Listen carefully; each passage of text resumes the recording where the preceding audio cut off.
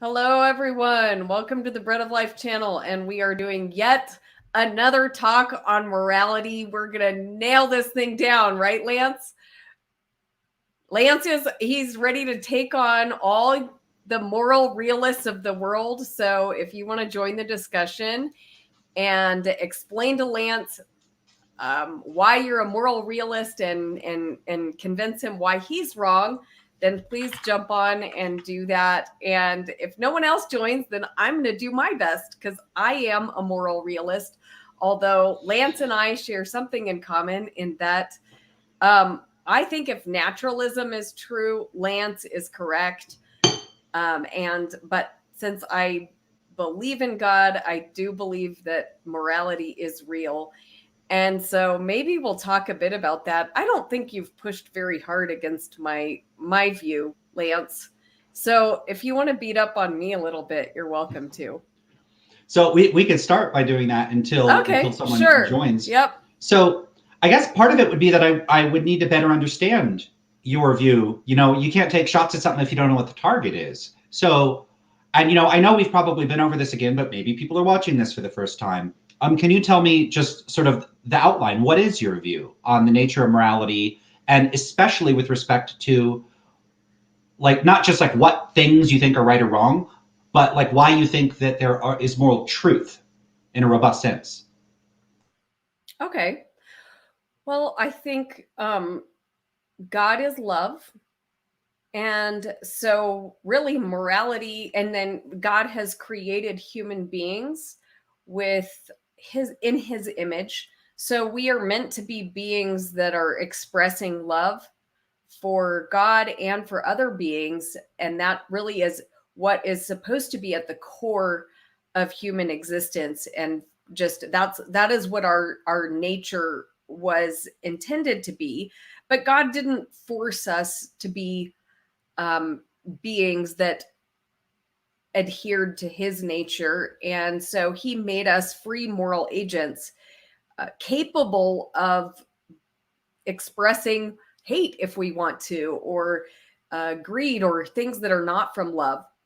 So indeed, humanity has done that. And so, humanity still retains the ability to love but we also have, expressed other attributes. So we have, become beings that are also hateful, greedy, violent, things that are not from love.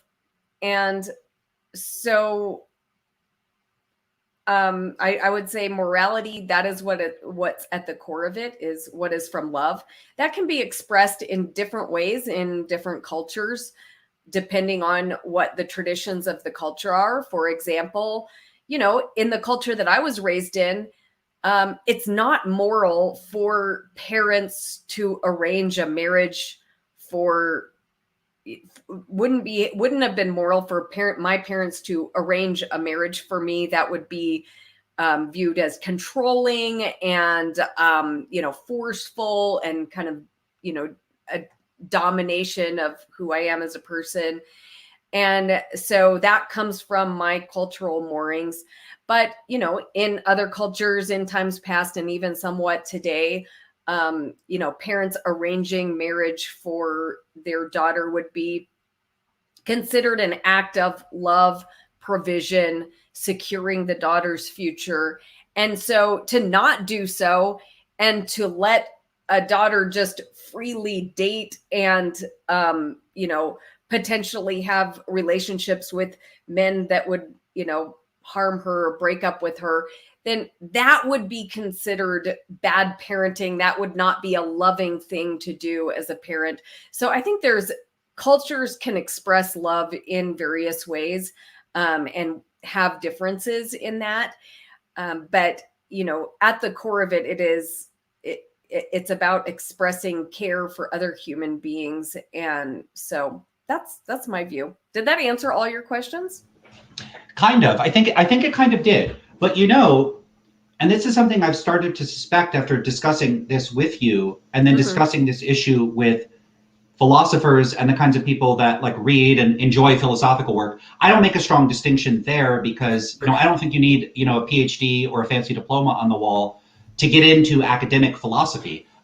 In any case, what I'm starting to suspect is that what I'm objecting to is like a very technical position within academic philosophy, and that in saying I think that that position is wrong, I don't know that it poses any special threat to a theistic conception of morality. So it might just be that we're talking past one another, and we've been talking past one another, pretty much this whole time, and that my position is compatible with yours. So one of the things I've said, so both of us seem to agree that naturalist accounts of moral realism aren't very viable. Now we might agree on that for different reasons, or it might be that my understanding of moral realism, of naturalist accounts of realism, is different from yours. But we could set that aside and just talk about what the kinds of things that you've said. Well, I think love is real, and I think that love is a good thing. I think that it's I don't even think I need to make an argument for why love is a good thing. If someone doesn't like love, okay, fine, whatever. I want love in my life. I want to have friends and family and loving relationships and happy experiences, right, and live what I take to be a good life. To the extent that, like, if we just set aside all my skepticism about the various theological and beliefs that you have, and I just say, let's just take on board that those are true, setting aside metaethics for a second. Like, God exists, the God of the Bible. God created us. God is love. God wants, like, that. I don't think that has to be interpreted literally. Like, God is like literally love, but like I understand that there's some sort of analogy there where there's whatever. We don't need to get into that either. Just love is what a big part is central to our lives and what we were created for and what our purpose is. Okay, that can all be true without having to say that moral realism is the correct theory of metaethics. That can all be true. It could be true that if people, follow Christ, that they will be rewarded for that. It might be true that following Christ is what God wants us to do. It might even be true that living a Christ-like life is more rewarding in deep and important ways that would be unobtainable to, a psychopath or an evil person that has no interest in love. I mean, by and large, I suspect most people that are selfish jerks, like, the Grinch, if they open their hearts and their hearts, grow 2 sizes in a single day, or it might take more days than that, that's a good thing for them. Like, I've never heard of anybody going, wow, I stopped being a selfish jerk and started caring about other people and loving other people. And man, it really sucks. I regret it. I wish I could go back to being a completely selfish, self-absorbed, narcissistic, jerk. Maybe there's psychological reasons why a person wouldn't do that, but like, we can have that whole framework, and we don't have to say it's true. The specific thing that I'm denying, which is a specific type of concept. It's the concept that there are, you could say, categorical imperatives. There's various ways of framing this, and there's like a sort of cluster of concepts that are not all the same as one another. But these are technical terms in academic philosophy, and I'm just saying that stuff is baloney. It doesn't make any sense. So, for instance, the kind of thing I'm talking about is the idea that you can have a sentence like murder is wrong, and that sentence can be true independent of anybody's goals, standards, or values. That it could just be true that murder is wrong. Now, you could cash out what you mean by wrong in substantive ways. You could say by wrong, I mean inconsistent with the will of God. I mean, you could mean a bunch of stuff at once. You could say it's against the will of God. People that do this will tend to have worse lives. If you do this, it's going to cause other people to suffer. If you do this, it's not going to be in line with the system God's put in place. You could say all of those things, and those could all be absolutely true. The only thing I'm saying is that there's a certain type of concept that just doesn't make any sense, and that's just that you should do it independent of any of these types of considerations. It could turn out, in principle, that there's just a person that's psychologically constituted in a way where they're just very strange, where you say, look, you're not going to go to heaven, you're not going to have good relationships, you're not going to be, engaged with other people in ways that are rewarding and fulfilling. You're just going to have this whatever hedonic pleasures you have, and that person could just go, yeah, but that's what I want. And I don't think that person is getting any facts wrong. They just have different motivations than you and I. They just have different goals and desires. And I see nothing wrong with us, saying, well, let's just agree that that's what we're going to consider bad goals and desires. That's what we mean by evil. And I just think that that's good enough. I think that in practice, that achieves everything you'd want to achieve out of morality without having to imagine that there are these esoteric and obscure concepts that philosophers care about. So I don't even know if we're disagreeing on anything. Well, so what you're having a problem with is the should, like what that, like you said, it's the person who doesn't have the same goals and desires, they don't have the should. But and I guess what I'm saying is, but it seemed like you were saying, okay, but we can still call their goals and desires bad. Okay. So maybe that is where we've been missing each other, because what I was thinking that you were saying is that at the very core, we cannot say something is good or bad because there is no standard by which to define that. For that guy, his goals and desires, might lead him to do something that I would think is bad, but that's just a preference. What he would call, that there's no like standard for what is actually good. So I'm not saying that. It's not that I think that there are no standards. It's that I think there are a whole lot of standards. So, a comparison I could make is, imagine someone said something like this, and this is not going to it's not going to make any sense. Name is Sam. Just name is Sam. Does that make any sense to you? No. Yeah, I don't know what that would mean. Yeah. I could say, my name is Sam, and in my case, that would be false. But if I said, my name is Lance, that statement would be true. And so what is that work what work is my doing? Well, my is you could use I, they, it. It has an indexical element. And so what that means is that the meaning of that word, its function in the sentence, doesn't have a fixed referent. The referent is actually determined by the context of the utterance. So that's maybe sounds super complicated. I'm not even a philosopher of language or anything like that. So or an English expert or anything like that. But this is a pretty familiar thing to us. If I say I'm Lance, it's true. If you say I am Lance, it's false. So, and that's because that I means something different when I say it than when you say it. When I say it, it refers to me. When you say it, it refers to you. So that sentence only makes sense if, like, name is Lance makes no sense, or I am Lance. Now imagine I am Lance, that sentence, but it's not being uttered by anybody. Like just the sentence I am Lance. Is that true or false? I don't think it's either of them. It's literally indeterminate. It doesn't even mean anything. You can't have an unindexed I, like an I that doesn't refer to anybody in particular. The proper use of I just requires that it refer to someone. And this is the same thing, I think, with all normative and evaluative statements. So by normative statements, I mean statements like should, shouldn't, like ought not. By evaluative statements, I mean stuff like good, bad, better, worse. Those type of statements, I regard them as, there's not a fact, I don't know that there's any fact of the matter about what people, when they go around, because like every day people use these words. People use these words millions of times every day all over the world in dozens and hundreds of different languages. They use normative and evaluative language.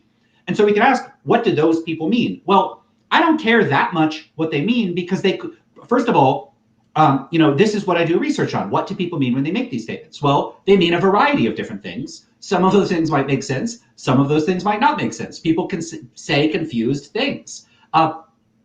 So never mind. And not that I think it's unimportant. It's literally the main focus of my research, what people mean. Let's ask what kinds of things could they say that would make sense and wouldn't make sense? Well, just like I am Lance only makes sense if there's an indexical element to it. I am Lance that no one is saying can't be true or false. I think it's also the case that statements like murder is wrong do not make sense. It's literally like I am Lance that nobody's saying. If you say murder is wrong, but you're not indexing it to an evaluative or normative standard. It has to be referring to a standard in order to be meaningful. As another example, imagine someone says, I am in the north. Well, or sorry, here's a better one, maybe. I am facing north. Well, that's only true if they're facing north. But if they're facing east or west, it's not true if they say, I am facing north. So that kind of statement, that indexical element has to be there. Like, in other words, in order for I am facing north to be true, the person actually has to be facing north that's making the statement. So if I'm facing north and you're not, and I say I'm facing north, it's true. If you're saying I'm facing north, it's false. So statements can have that indexical element. So I'm saying normative and evaluative statements can be intelligible and make sense if they have an implicit indexical element to them. There's other ways they can make sense. Murder is wrong could be perfectly intelligible if it's just an expression of a person's emotional attitudes. So this would be in metaethics, a theory like non-cognitivism and specifically emotivism, which is that on the surface, murder is wrong looks like a propositional claim. It looks like a claim about what's true or false, but it's actually just like murder, boo, or murder, it's not really expressing a propositional claim. So there's all kinds of ways you can express normative and evaluative language that are perfectly coherent and intelligible. But I'm taking issue with a specific interpretation of what people allegedly do mean or what they could mean in principle, which is that they're referring to some sort of stance or observer or evaluation independent evaluations. I don't think that that's coherent. And the people arguing for this don't typically make much in the way of an attempt to explain how it could be intelligible or coherent. They'll tend to just say that it's primitive or it's obvious or it's intuitive or it's self-evident. They'll make all these hand-waving maneuvers where they don't think that they have much in the way of an onus to explain what they mean because, they've all locked arms with one another and say, well, we all know what we mean. So if you don't know what we mean, you're the problem because there's more of us than you. And the concern I have is that philosophy, I don't see philosophy the way I see engineering or medicine or physics. Those disciplines, there's a way of checking whether the claims being made in those fields are legitimate, whether they're true. If an engineer says they could build a bridge, you could go look and see if their bridge is standing. Can you drive cars over it? Can you put a bunch of people over it? And it doesn't collapse? They can build a bridge. And that's a publicly valuable information. But the moral realists I talk about and I deal with are primarily appealing to private information. So they're saying, well, it's intuitive to me. It's a concept I have, but they're not able to give me access to that. There's no uptake where I can ever understand what they mean. It would be like if you ran into a bunch of people and they said, we all believe in zibbidibidoob-doob. And then you're like, well, what does that mean? And they go, well, it's obvious what it means. Look at that tree. That's zibbidibidoob-doob. And you're like, I still don't know what you mean. And they're like, yeah, but my friends all know what zibbidibidoob-doob means. And there's lots of us. And we're actually all zibbidibidoob-doobologists. So we're experts at it. And because we're all experts, how dare you challenge your expertise? You're not an expert at zibbidibbidoobology. And you know what would make you an expert if you studied it long enough? And if you accept that the concept works, then you're a zibbidibbidoologist and you're competent. If you don't, maybe the problem is with you. And this is exactly what they do with me. I've spent, I started college at 16. I've been studying this topic for almost 20 years. I've read everything I could get my hands on that I can make time for with all the other things that I do.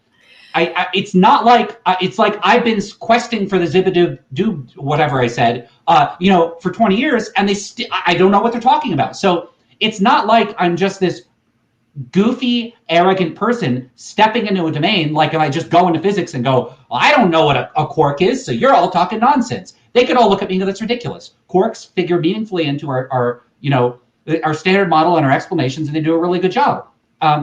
I don't think realists have done anything like that. They don't have a productive empirical research line showing that these magical moral facts that they believe in are actually like productively useful in theories. They do a lot of retrodiction. They do a lot of post hoc, like here's all these observations. They can explain the observations.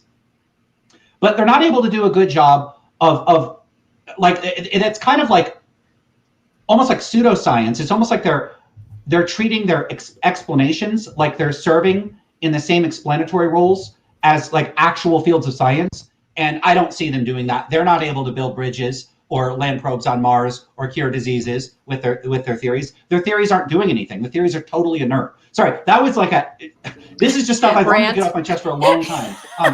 But yeah, well, I'm dealing with different people than you. Yeah, well, I still need to understand a little bit more of what you're saying. Like, I'm not quite sure that I understand it, but let me give Dave an opportunity to talk and respond. And then I want to just ask a little bit more and really get this concept. Well, Lance is far more articulate than I am. I would stick with what I posted earlier, is that the definition just isn't clear. And I think that's, in a nutshell, what he's saying is that when you ask for a clear definition, you can't get one. And it's like, for the theist would be, well, when some good happens, it's because it's good. But when some bad happens, it's also good because it's part of the good, that God is good. And the definition just doesn't seem to define anything when you invoke, a God. Because for me, anytime God says something, it's automatically subjective to what God says. So I don't see how that's a determination. Now, moral absolutes may absolutely exist. Murder may be absolutely wrong. Torturing little kids may be wrong.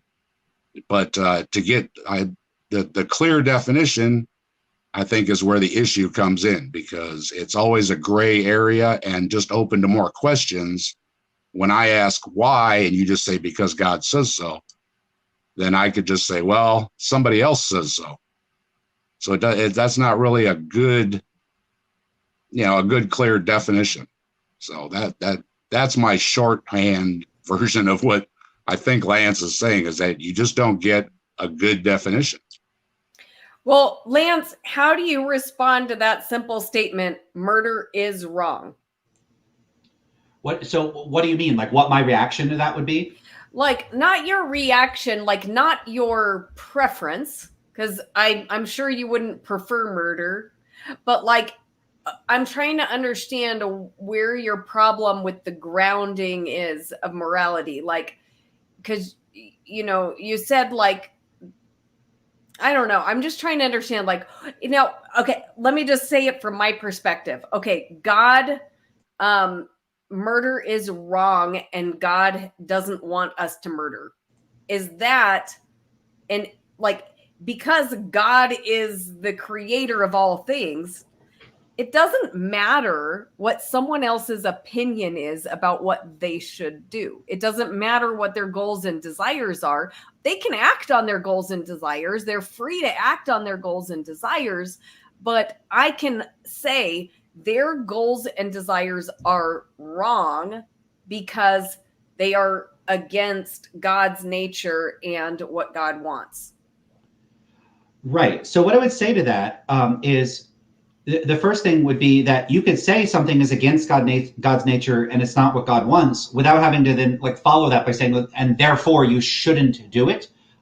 So if I ask what you mean by you shouldn't do it, if you end up just saying, well, you shouldn't do, like you shouldn't murder, you shouldn't murder, I just mean it's against God's will, then that ends up just being another way of saying some sort of descriptive claim. So you shouldn't murder.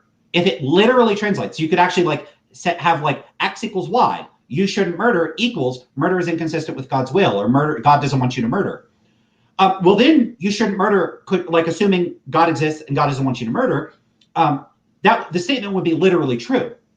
It'd be literally true. You should murder. You win. You should murder. It's true. Okay. The problem is that you win in one respect. You win in getting that sentence to be true. But that is not the kind of sentence moral realists are saying is true. Now, there might be some moral naturalists that are perfectly happy to say that moral statements like murder is wrong are reducible to descriptive claims like murder does not promote human flourishing or something like that. And I have a different objection to those. My objection to that is that that's trivial. It's a descriptive fact. It doesn't tell me what I should or shouldn't do.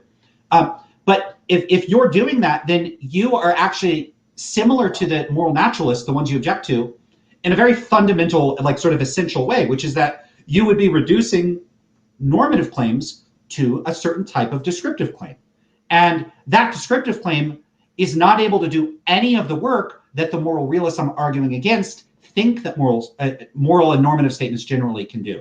So let's say it's true, God exists, God doesn't want you to murder, and by murder is wrong, we mean that God doesn't want you to murder. Like it's inconsistent with the love of God. Let's say that's all true. Now, when I'm deciding what to do, if I consider all of my options and you say, well, God doesn't want you to murder, I can think to myself, well, I don't care what God wants. Now, you can in principle bring in, yes, but if you don't do what God wants, you're going to have things are not going to go well for you. Mm-hmm. Well, I want things to go well for me. I'll go, oh no, what's going to happen? What will happen to me? Well, you won't get into heaven. Okay, well, what's heaven like? Well, just imagine something super awesome. Okay, well, it's more awesome than that. Do you want that? Well, I do want that. Okay, so now I don't want to murder because I want something more awesome than what I can imagine. That sounds great. So now you're giving me a reason that connects to my desires. That reason just is a fact about what would or wouldn't be conducive to my goals. But if you tell me, let's just say God exists and he doesn't want you to murder, and there's zero consequences. God doesn't punish, reward, doesn't do anything to anybody if they murder. So now I say, okay, well, I want to murder. I don't care what God wants. Well, God doesn't want you to. Okay, and? Well, what happens? What are the consequences? No, there's no consequences. Okay, well, why would anyone hear that and go, well, I guess I shouldn't murder because you used the sentence, murder is wrong. And then when I ask, well, what do you mean by murder is wrong? You say, well, God doesn't want you to. And then when I think about that, I don't care about it. It's not gonna matter to a person. It's not gonna have any sort of motivational force. Now, some moral realists will say, yeah, but I just care about doing what's moral. Okay, well, if I care about doing what's moral just means I care about doing what God wants, then you're back to where I'm saying morality is like. In your innocence, agreeing with me. You want to do the things you want to do. In other words, like if you want to be moral, and what being moral means is doing what God wants, and you want to do what God wants, then it's just a tautology. You want to do what God wants, therefore you want to do what God wants. Okay, but if I don't want to do what God wants, it's not true that I want to do what God wants. So what you see here is that there's this, and I think this is endemic to vast swaths of academic philosophy, is this smoke and mirrors, this conceptual legerdemain where they're constantly switching around and equivocating in very subtle ways to try to dupe people into thinking that they're saying something substantive. Now, I don't think it's intentional. I don't think people are actually going it's not like philosophers who sit around smoking cigars in basements going like, how can we trick people into accepting our theories? Ha ha ha, we'll say this. I'm not saying they're doing that. What I'm saying is that philosophers have been equipped with a set of a repertoire of conceptual and intellectual and linguistic tools that can, in principle, be used extremely effectively, but they can also be misused. And I suspect that philosophy has inculcated in people a sort of sloppy way of misusing these terms and concepts that lead them down the various primrose paths of confusion over their language and concepts. Now, this is not novel with me. Someone coming along and saying vast swaths of philosophy are complete baloney. I'm not like Wittgenstein said this. There's ordinary language philosophers that said this. You have the logical positivists from the early 20th century, A.J. Ayer and the Vienna Circle, who made similar sorts of claims. Now, some of them put forward positive theses about what philosophy is or should be about or how we can determine what's true, verificationism, that sort of thing. And there may be conceptual flaws with some of those things. But I'm not wedded to those specific accounts.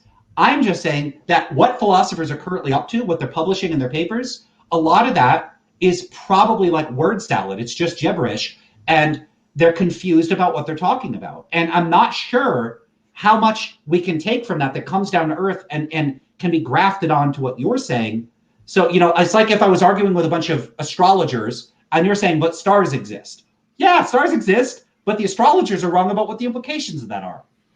So do you see what I'm saying? Like, I'm arguing against something very specific, and I'm not sure it's what you're arguing for. Yeah, and so that's why I want to find out, do we really have a disagreement here? Because so do you have a problem with me saying, okay, murder is wrong because, it's against God's nature, his will, and everything, and God is the ultimate source, so that's why it matters.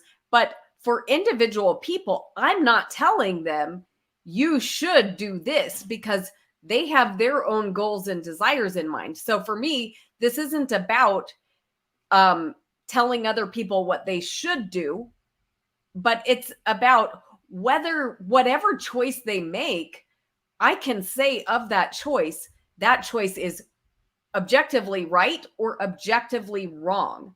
And, they may, have their reasons for doing it. There should.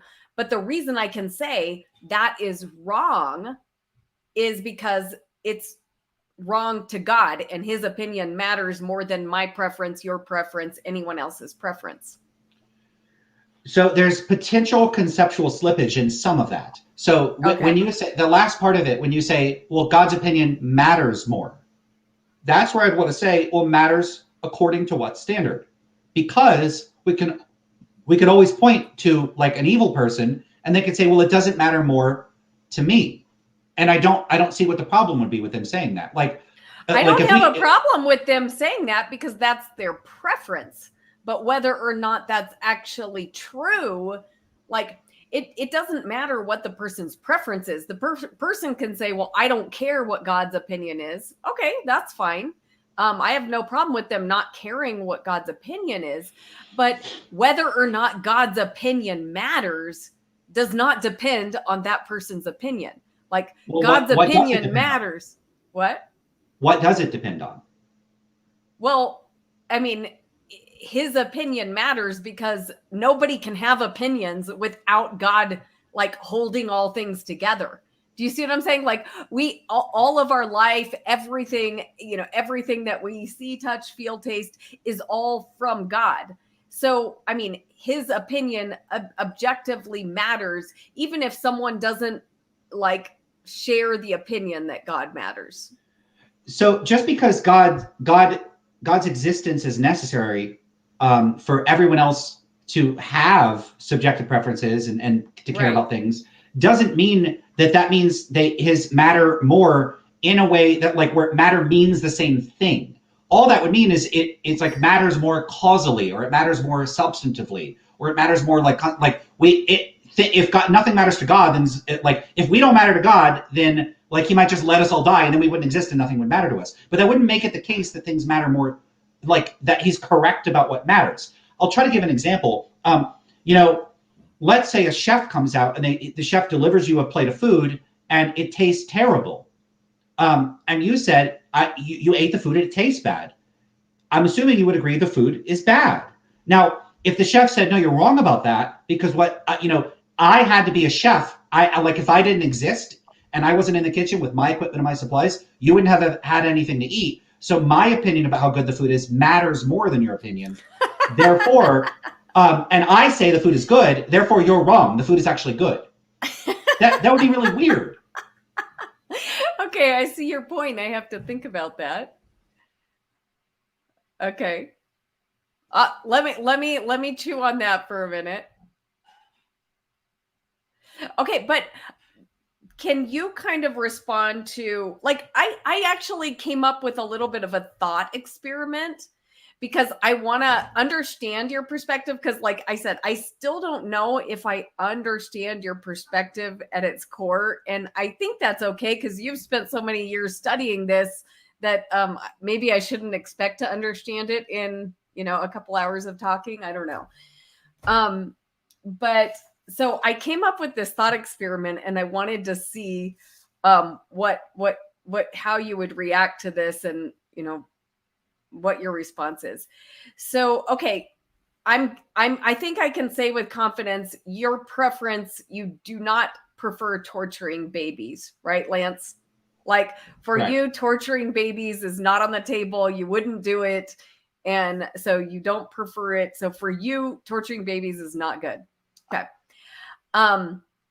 But what if, let's just suppose that you and I and Dave and 7 other adults were moon pioneers. Okay. And we specifically left Earth to go to the moon because we wanted to leave behind earthly citizenship, nationality, and we wanted to establish our own moral system. We wanted to establish a totally new way of doing things on the moon. And all the adults, all the moon colonizers except you enjoyed torturing babies. Okay. And just that was our main form of pleasure, was torturing babies. So we have, like 10 adults, and you're the only one that doesn't prefer torturing babies. And we have a baby with us. Okay. And we are on the moon and we're torturing this baby. Now, would you stop us from torturing the baby if you had the power to do so? Yes, for sure. Okay. On what basis would you stop us from torturing the baby? Well, suppose 10 people wanted to kill me and I don't want to die. I would try to stop them because that's not what I want. I don't want to die. And I also don't want people to torture babies. So the basis I would give is the fact that I don't want them to. Okay. So imposition of will. Okay. So then are you saying then that it's okay for one person with power to force his will on everyone else on the basis of his preference alone? It depends what you mean by okay, because if by okay you mean like okay in some objective sense, then no. But it's neither okay nor not okay. The question is presupposing the very thing I'm rejecting. Okay. So yeah, I don't think it's okay or not okay. I don't think it makes sense to ask the question. It just is the case that someone can and probably would do that thing. There's no fact of the matter about whether it's okay. It would be like, if I wanted to have mushrooms on my pizza and 10 people did not want to have mushrooms on their pizza, if I like required everybody to eat mushrooms on the pizza, well, that's a bad example. I don't know where I'm going with that. Never mind with that. Never mind. Sometimes an example fails. What I would say about that is, if you're saying, would it be okay for me to impose my standards on people? I would say, by what standard? Because by my standards, it's okay for me to impose my standards on other people. I'm okay with imposing standards on other people. But if you thought it wasn't okay to impose your standards on other people, then it would be inconsistent with your standards to do that. In all of these cases, the question of what you would mean by okay has to be indexed, in order to be intelligible, has to be indexed to some evaluative standard. On some of those evaluative standards, it would be okay to impose your standards on others. And on some of those standards, it wouldn't be. So this is a common misconception people have about moral relativism, which is they think that relativism somehow prohibits you from imposing your standards on others. Because the idea here is that, well, if it's right in my society, but wrong in your society, by what standard is it okay for me to intrude on your society and impose my standards on yours? Well, it could be fine according to my society to impose our standards on others. So there's no conflict between the kind of relativistic standard that I'm appealing to and the imposition of those relativistic standards on others. It's not a self-contradiction. There's just no conceptual problem with it. There's no mistake being made in doing that. I suspect part of the reason people think that there's a mistake that the relativist is making, because I'm appealing to standards that are effectively relativistic, is they're failing to distinguish between two types of relativism that they do exist in the literature and people rarely draw the distinction. And that's a distinction between agent relativism and appraiser relativism. So agent relativism says that an action is right or wrong according to the standards of the agent performing the action. That's what they're relativized to. So if I think murder is okay and I go murder, it is okay for me to murder. If you think murder is not okay, then it's not okay for you to murder. But on that view, because if you adopt the view, and if it's not okay for you to murder, but it is okay for me to murder, like according to our respective standards, you can't say it's morally wrong for me to murder, because on your view, what's right for me to do is what's consistent with my standards, not your standards. That's agent relativism. But appraiser relativism is a different type of relativism. And it's one that has, at least in this respect, doesn't really have this problem, which is that in that case, the moral standards are relativized to the person making the moral claim, the person expressing the moral judgment. So now, if I think murder is okay and you think murder is not okay, you could say it's not okay for either of us to murder because murder is not okay. And that's true relative to your standard. But it's simultaneously the case that if I say murder is okay, it's okay for either of us to murder relative to my standards. So the standard of evaluation is the person making the judgment. And so you could actually translate the sentence murder is wrong as murder is inconsistent with my standards. So if we go back to this case that you initially gave with the Mars colony and the 10 people that want to torture babies, if I say murder is inconsistent with my standards, that's true. It is inconsistent with my standards, or torturing babies. So it's inconsistent with my standards. And what I desire to do is to act according to my standards, not their standards. And I don't respect other people's standards for their own sake. I'll respect other people's standards when respecting their standards is consistent with my standards. So, if, I would, maybe in my culture, people typically get buried when they die. But if some other culture, they want to cremate their dead, that's not how I would do it. But I respect that because it's not in conflict with any of my standards. But if in their culture, when, a family member dies, if they're a prominent member of the family, then we kill all the rest of their family members. I'm not okay with that. Now I'm going to try to stop them because it is inconsistent with my standards. So I act in accordance with my moral standards, whatever they happen to be. And I don't care at all what other people's moral standards are for their own sake. And what I'm making a stronger claim than that, which is that I pretty much think this is how all of us act. How else would we act other than what we think what we think is morally good? Like, we act in accordance with our normative moral standards, what we think is good or bad. We don't act in accordance with metaethical standards that don't furnish us with normative moral standards that are consistent with what we think is good. So yeah, I don't think I have any real issues with this. I actually had a question about that. That's why I hopped on. Cool. Hi, welcome. Hey, Other hey. voices, other rooms. Yeah. Hey, my name is Deepak. I sometimes comment. Oh, Deepak, I've seen you on here. Yep, I've seen you. Yeah, usually Thanks I'm for making watching the snide channel. remarks. Yeah, I know. Cool.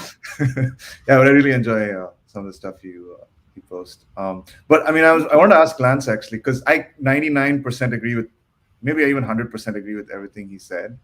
But something I've always been curious about is, what you're touching on at the end, right? Like where, I mean, I agree. Like with something like super high stakes, like torturing babies, right? Like if I found myself in a society where that was considered acceptable, I would work to stop it as soon as possible. But I think there are other, this is what I'm curious about, right? There are other kind of questions that aren't quite as high stakes, right? Like, which I would still consider, I think, like moral questions, but sometimes, you sort of defer to the culture that you find yourself in, right? And I'm not talking about even a burial practice, right? Like maybe it has impacts on hygiene, right? Like maybe I think, right, like Parsis in India, like they leave their dead in towers, right, for vultures to come and pick on. And I'm not sure if that's hygienic or not, but to some extent I'm willing to tolerate it, even though I think it might actually be harmful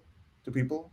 I don't know if that's a good example, and I have that, but it's just what came to mind right now because you mentioned burial practices. But my point is, I think there are times when we compromise on our morals to defer to the morals or the moral preferences of the agent taking the action. I mean, and how do we explain that if our morals are all that matter? Yeah, I think that's a fantastic example because there is a sense in which there are almost certainly identifiable cases where it's not that it's just a different practice that I consider no less harmful than our own practices. I don't think cremation is less harmful or more harmful. Sorry, I don't think it's plausible that it's more harmful than burial of the dead. There might even be significant advantages to doing it. Like all the space we use to take up for cemeteries, we could use for, extra parks and playgrounds, have kids in better health or something. So, less noise pollution, less, whatever, better air quality. So that wouldn't be an example of it. But the case you give of people leaving the dead out to be eaten by vultures or something like that, yeah, it could be unhygienic, it could be harmful. From my vantage point, when I'm considering those sorts of questions, they are primarily questions of negotiation, diplomacy, and institutional design. And there are degrees to which I would be unwilling to impose standards on others that it's pretty straightforward to give the general principle behind it. Of course, the details would have to be worked out in practice, and that can be very difficult. And the principle is just, would the cost or the sort of expected risk or the expected disutility of attempting to impose a standard on others outweigh the benefits of imposing the standard? So, for instance, I think there's various tyrannical regimes around the world, North Korea being an example of one such regime. I don't want North Korea's government to operate the way that it does. I don't like how they operate. So ideally, in principle, it would be great if like we could talk to the North Korean government, like we just go talk to Kim Jong-un and like explain why what he's doing is bad, and then he's like, oh, I didn't my bad, like I'll change the country and make all the, not going to work. We could go to war. Well, what would be the consequences of a war? You know, if it's going to drag in China and become World War III, and then Russia gets involved, and then everybody nukes each other, and then there's, you know, now like the Fallout video games is like, you know, live action. I don't want that outcome. And so I have to weigh my uncertainty about the costs and benefits of trying to impose standards on North Korea that I think would be better for the people of North Korea. And I don't know what position I would make if I was president of the United States, but I doubt it would be full-scale invasion. Like you don't launch an invasion whenever someone does something you don't like, even if you think it's genuinely immoral. Think about like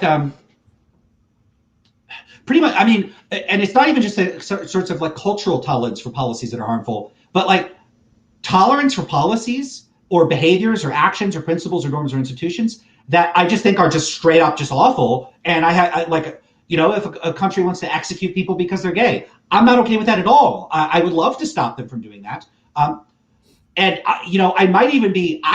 Maybe I shouldn't be president because I'm outraged at the apathetic attitude people have about imposing their standards on others. I don't think people go far enough in being willing to impose their standards on others.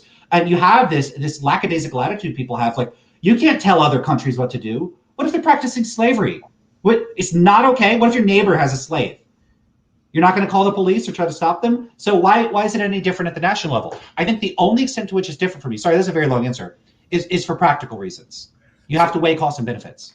Yeah, so I mean, I think that's interesting. So I thought there was a chance. I mean, I thought you might say that, right? But like, I mean, at this point, like, I guess all I can do is compare that against my intuitions, my moral intuitions, I guess. And to me, it feels like it's not just a practical matter. It's like the question of, you know, if I try to impose this particular morality I have, will it succeed or no? Will it actually lead to like a net negative outcome, right? Like that's the way you're arguing. But I think there's also like some kind of residual term in my moral subjective whatever framework for respecting the desires of others, right? Even if it leads to outcomes that I find, you know, at least slightly less preferable than others. Does that make sense? Yeah, it does. And I don't see that there's any mistake in just that being like just valuing, respecting others' autonomy for its own sake. Mm-hmm. Maybe if I thought more about it, I would think that. I tend to favor more reductive and sort of, I guess I could say like streamlined normative standards. So I might just say that I might be tempted to say I don't really care about other people's standards. Like I don't really respect them for their own sake. Mm-hmm. I'm not sure that that's true. Maybe I'd have to think about it more. But what I suspect is that it's going to be very hard in practice to find a big difference between respecting other people's practices because you think it's just good to respect other people's practices and respecting other people's practices because you think that a world in which we respect one another's practices tends to have better consequences in terms of the consequences you care about. Right. Those, I think, are going to look very similar. And honestly, I'm not sure that they feel very different. So, well, okay, that last part I'm not sure about, right? Like, so for example, like if you had the ability, right, to be perfect, like, you know, extremely high, let's say perfect knowledge and the ability to manipulate people's behavior into getting the outcomes you want, would you do it? I'm not sure if you, let me see, what am I trying to say? I'm trying to say that if you,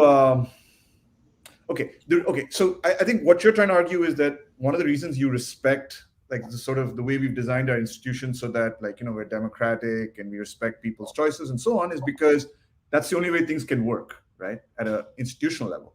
But you as an individual, right, when you're acting, are you free? Like, do you consider yourself free to act in whatever way you can to achieve better outcomes, even if like you completely disregard norms of that institution? Right? Like, suppose. Yeah, I think so. Yeah.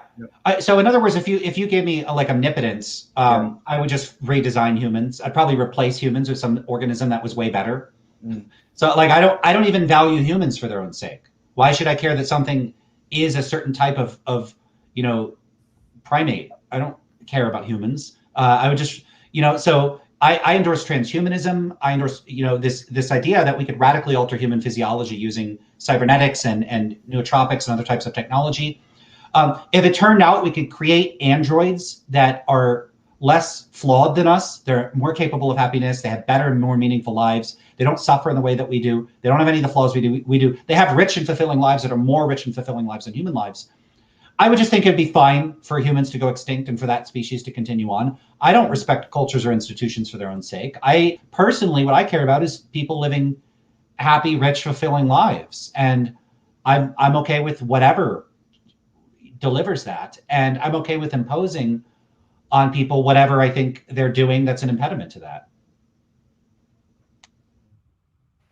I don't know, Lance. I'm having a problem with this idea of your preference, like it being okay for you to force something on someone because of your preference. Because now you, Lance, may happen to have good preferences, right? Or like, and I'm there, maybe I'm getting into the woods by saying the word good, but I mean, your preferences, may not be for torturing babies, but somebody else's might be. So should those people also be able to force their preferences on others, for example, to enslave others? Let's say, the majority prefers to enslave people. So should they be able to impose their preferences? So the problem is that the question is presupposing a concept that is the very concept that I'm fundamentally rejecting. So you're saying, should they be able to? Should they relative to what standard? They should relative to their standards. They shouldn't relative to my standards. Well, I think but I think I'm interpreting Rebecca's questions now in that framework. Like, according to your standard, would you be okay with it? And I guess Rebecca's saying, well, of course not. Right? So the issue here is that everyone is going to act on their own standards anyway. What other standards would they act on other than their own? So, so now we're comparing standards. I'm not making any normative claims. I'm making a descriptive claim. I'm saying, hey, I act on my standards, you act on your standards. Yeah. I don't think there's anything else to say. Like, we're just going to act on what our goals and preferences are. Done. And so a person that wants to impose their standards on us is going to do so. Yeah, but I think Rebecca is free to act in a way that convinces you to adopt a different standard, right? Like maybe she points out that because a lot of, again, your standard comes from intuitions, right? Like preferences that are internal. And if she can lay out certain facts and consequences, it might cause you to rethink what your actual preferences are. So that's what she's engaging in right now, I think. Yeah, but that's totally compatible with anti-realism. So this is in fact the only way. This is the only way you're going to get at somebody to do something. So if we take the case, like moral realists like to appeal to these cases that try to show that there are stance-independent normative facts about what people should or shouldn't desire or care about. And so they'll give an example like a person that's really thought about it, they just don't really care about their health, so they decide that they're going to smoke. They desire to smoke independent of its health consequences. What realists will say is, well, they have a reason not to smoke anyway, and the reason is it's bad for their health, like it's not good for them. And so if you tried to persuade that person that they shouldn't smoke in a way that would have them go, oh, well, then I'm not going to smoke, there's no way to get that person to do it that does not connect with their desires or goals. If you say, like, look, we have this like machine that delivers the moral facts to us, or the practical facts, and the practical fact is you shouldn't smoke, they might just say, well, then I don't care about the practical facts. I want to smoke, so that's what I'm going to do. And so in the case, like, I'm not in any worse of a position than a moral realist when it comes to trying to stop, like, a crazy person that wants to kill everybody from doing so. We would both, at the end of the day, have to appeal to that person's desires, what they're motivated to do, what their goals are, what they value. Rebecca might be able to tell them these are the moral facts, and they're just going to go, well, I don't care about that. And so what would we get them to do that would get them to stop? We'd have to appeal to what they care about. Like, basically, you got to have carrots and sticks to get anybody to do anything. Well, but in the scenario I presented, it's not about like convincing other people what is right. What is the point I'm trying to get at with the baby torturing on the moon colony is that, to me, like, your basis, acting on the basis of your preference to stop other people from their preferences, does not seem like a solid basis. I feel like, there would need to be something like more tangible, like actual wrong, like actual moral wrong, to be able to say, I'm not stopping you from torturing babies because I don't prefer torturing babies. I'm stopping you from torturing babies because torturing babies is objectively wrong. So actually, Rebecca, I think you're both right and wrong, right? In the Okay. following sense. Like, I think you're right that if there was some sort of, if the universe had like objective moral facts, then, the problem solves itself, right? Like it's easy. Like you just point to those and everyone agrees and there's no more question, right? I think we believe that, both me and Lance believe that that's not the case, that all there are subjective preferences. But what makes this whole thing work is that by and large, humans share like 95% of our subjective moral preferences, right? Like, except for like, I don't know, like, what do they call them? Like Sociopaths? Yeah, sociopaths, right? Except for people like those, we all agree that, like, we have an inherent like abhorrence for, torturing. Even mentioning the word torturing babies, right, is like, so because of that, we can work together and, align on moral preferences. And like, I can point out, for example, that look, it's true that theoretically we could have completely different moral preferences, but in fact we both value human flourishing and so on, and so I can just point to consequences of certain actions you're going to take and say, look, those don't align with the values of human flourishing, and we both agree that that's a good thing. So we're like, all right, fine. And those things went on for hundreds of thousands of years before religion showed up. So we figured it out a long time ago that if you torture the babies, you steal from each other, you lie to each other, and any of those things is going to harm the group. Right. And when you rely on each other, you have to rely on each other. And if you can't, then there has to be, in today's society, we have jails and laws. Yeah. But back in the day, it was pretty much you would get exiled from the group, and that was probably the end of you. Yeah. So problem was solved by eliminating the problem. So today we tend to, not, we don't have capital punishment for every little thing. But for hundreds of thousands of years, that's pretty much how humans did it. Right. If you messed up, you're out of the group, and that was the end of the problem. That was it. Right. I mean, you could argue that civilization isn't possible, right? Like, without people largely aligning on what their moral preferences are. If, some people think that, only families that have a prime number of children should be allowed to survive, and others think that it's a non-prime number, then, like, that kind of species tends to go extinct really fast. So we have to align on moral preferences that cause human flourishing or civilizational flourishing. Right? We need each other even if we disagree. Okay, there's a thing from V57, a thought experiment. I hope V57 is still here, because I said I was going to try to get this in a while ago. But before I read that, I just want to say one thing, Lance, about the chef example. The chef and the food, and I didn't like the food, and the chef says, well, you have to like the food because I'm the one who made the food. But I think I would take the analogy further, because I think God is not just the maker of the food, he's also the maker of the taste buds.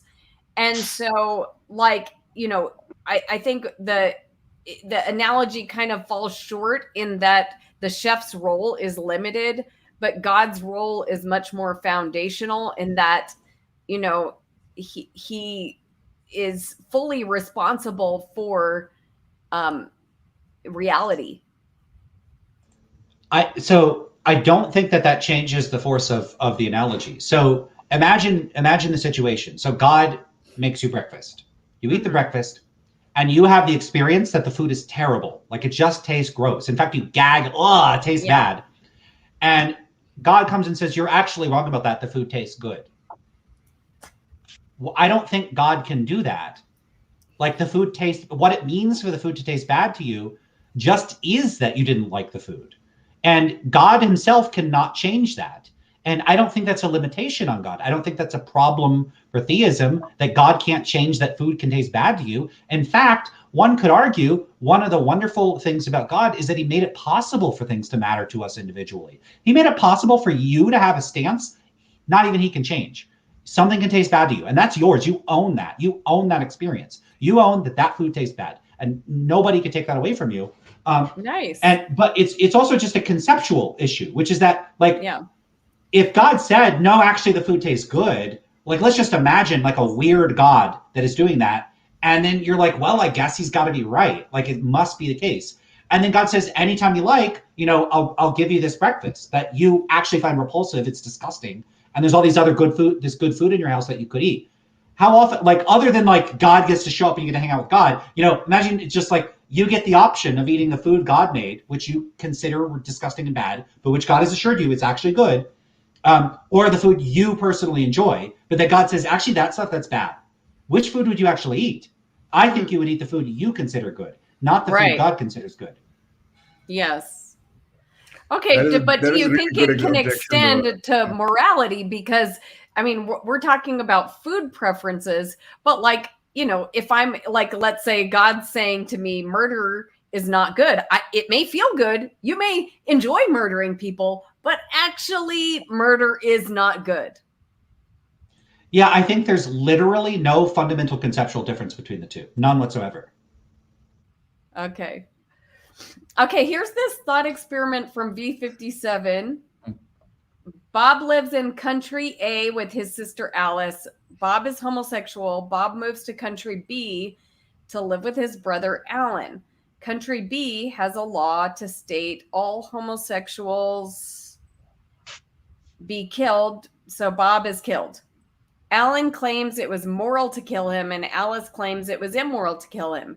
Is Alice, Alan, both or neither correct? I know what Lance is going to say, but you're muted or something. Sorry, I need to see the whole sentence written out so I could have a look at that. Okay, hold on. Let me go back. Because I just have one part and then the find other. it. Okay. All right. Bob lives in country A with his sister Alice. Bob is homosexual. Bob moves to country B to live with his brother Alan. Country B has a law to state all homosexuals be. Can I go on to the next part? Yep. No. Killed. Sorry, so I was trying to write it down. Oh, okay. Sorry. Give me 1 second. I just wasn't ready to write it because I didn't have like a notepad or anything open. Give me 1 second. I can type fast. Just give me a second. Yep. Take time. And while Lance is doing that, I will just greet some people. Hey, Dharma. Hey, Blaster. Thanks for your comments. I will try to. There's been a lot of good questions and stuff. Okay, for the next, let me find the next one. Been a lot of good questions and chats, guys. Thank you, and I'm sorry if I don't get to all of them. Do you need to write that one down too, Lance? Okay. So, yep. But I appreciate all of your participation. And anybody is still welcome to join the chat if you want to. Okay, so the answer is not going to be a very satisfying one. It's just indeterminate. I don't know what those people mean when they say that. They could mean something intelligible. They could mean something unintelligible, but there's not a fact of the matter about whether they're correct or not. Okay, so it's not immoral or moral to kill him. Well, if you're an appraiser relativist, what you would say is that if Alan claims it's immoral, then it's immoral relative to Alan's standards. If Alice claims it's not, if Alan claims it was moral to kill them, then that's consistent with Alan's standards. Then it's true relative to those standards. If Alice claims it wasn't moral, then it's true that it wasn't moral relative to Alice's standards. If you're a agent relativist, then one of them might be mistaken about that.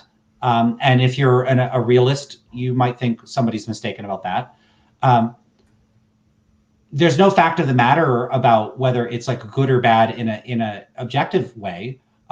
There can be facts about whether it's consistent with one or another of different moral standards. So, like, what you could say is if there's a culture where it's permissible to kill gay people and a culture where it's not permissible to kill gay people, the only facts I would think that there are is that it's permissible to kill them according to the culture where it is, and it's not permissible according to the culture where it isn't. And there are no further facts. There's just nothing else to say about it. So what I'm offering is just a sort of conditional descriptive claim about the standards of different cultures. So in some cultures, like, you should take your shoes off when you enter a house, and in some cultures you shouldn't. There's not a fact of the matter about what you should or shouldn't do. Like, that's independent of those standards. I think maybe the commenter is trying to actually get to this question, right? Like, if you, Lance, were a friend of Alan's from before this event happened, would you continue to be a friend, right? So I'm not going to be okay with anyone that thinks it's okay to kill gay people. Like, no, I wouldn't be friends with someone that thinks that. I think they're a horrible, awful, terrible human being, and I would hope they would go to prison if they acted on that impulse. But they wouldn't. But Alan wouldn't, right? Because he's in a country that. So Alan's argument is, I'm in a country where it's okay to kill homosexuals. Where there's a law that states all homosexuals be killed. So Alan is claiming his actions are. Okay. He's claiming that that to me feel.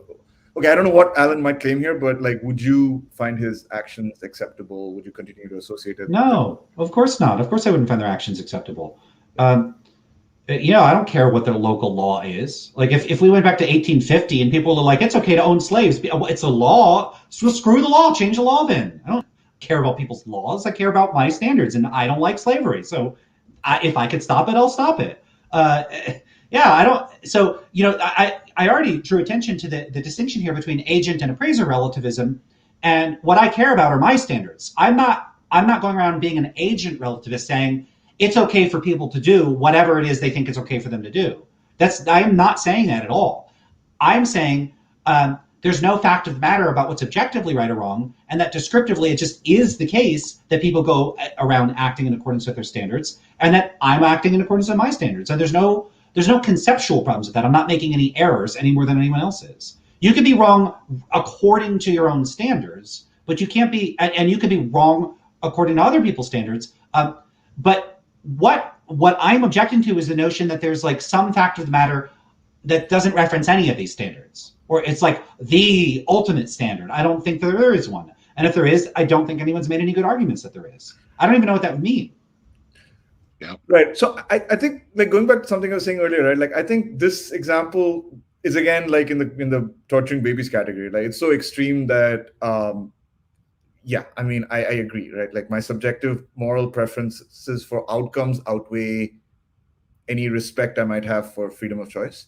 But I can totally imagine like another example that's kind of in between, like killing homosexuals and just which day of the year you celebrate harvest, right? Like something in the middle where, there are actually, it's not just a simple like chocolate or vanilla. There's actually an impact on lives and some, so maybe this is the closest thing I can think of, right? Like some university, some like fraternities in the US have like rush week or whatever they call it, right? Where, you basically make someone's life miserable for a week or a month.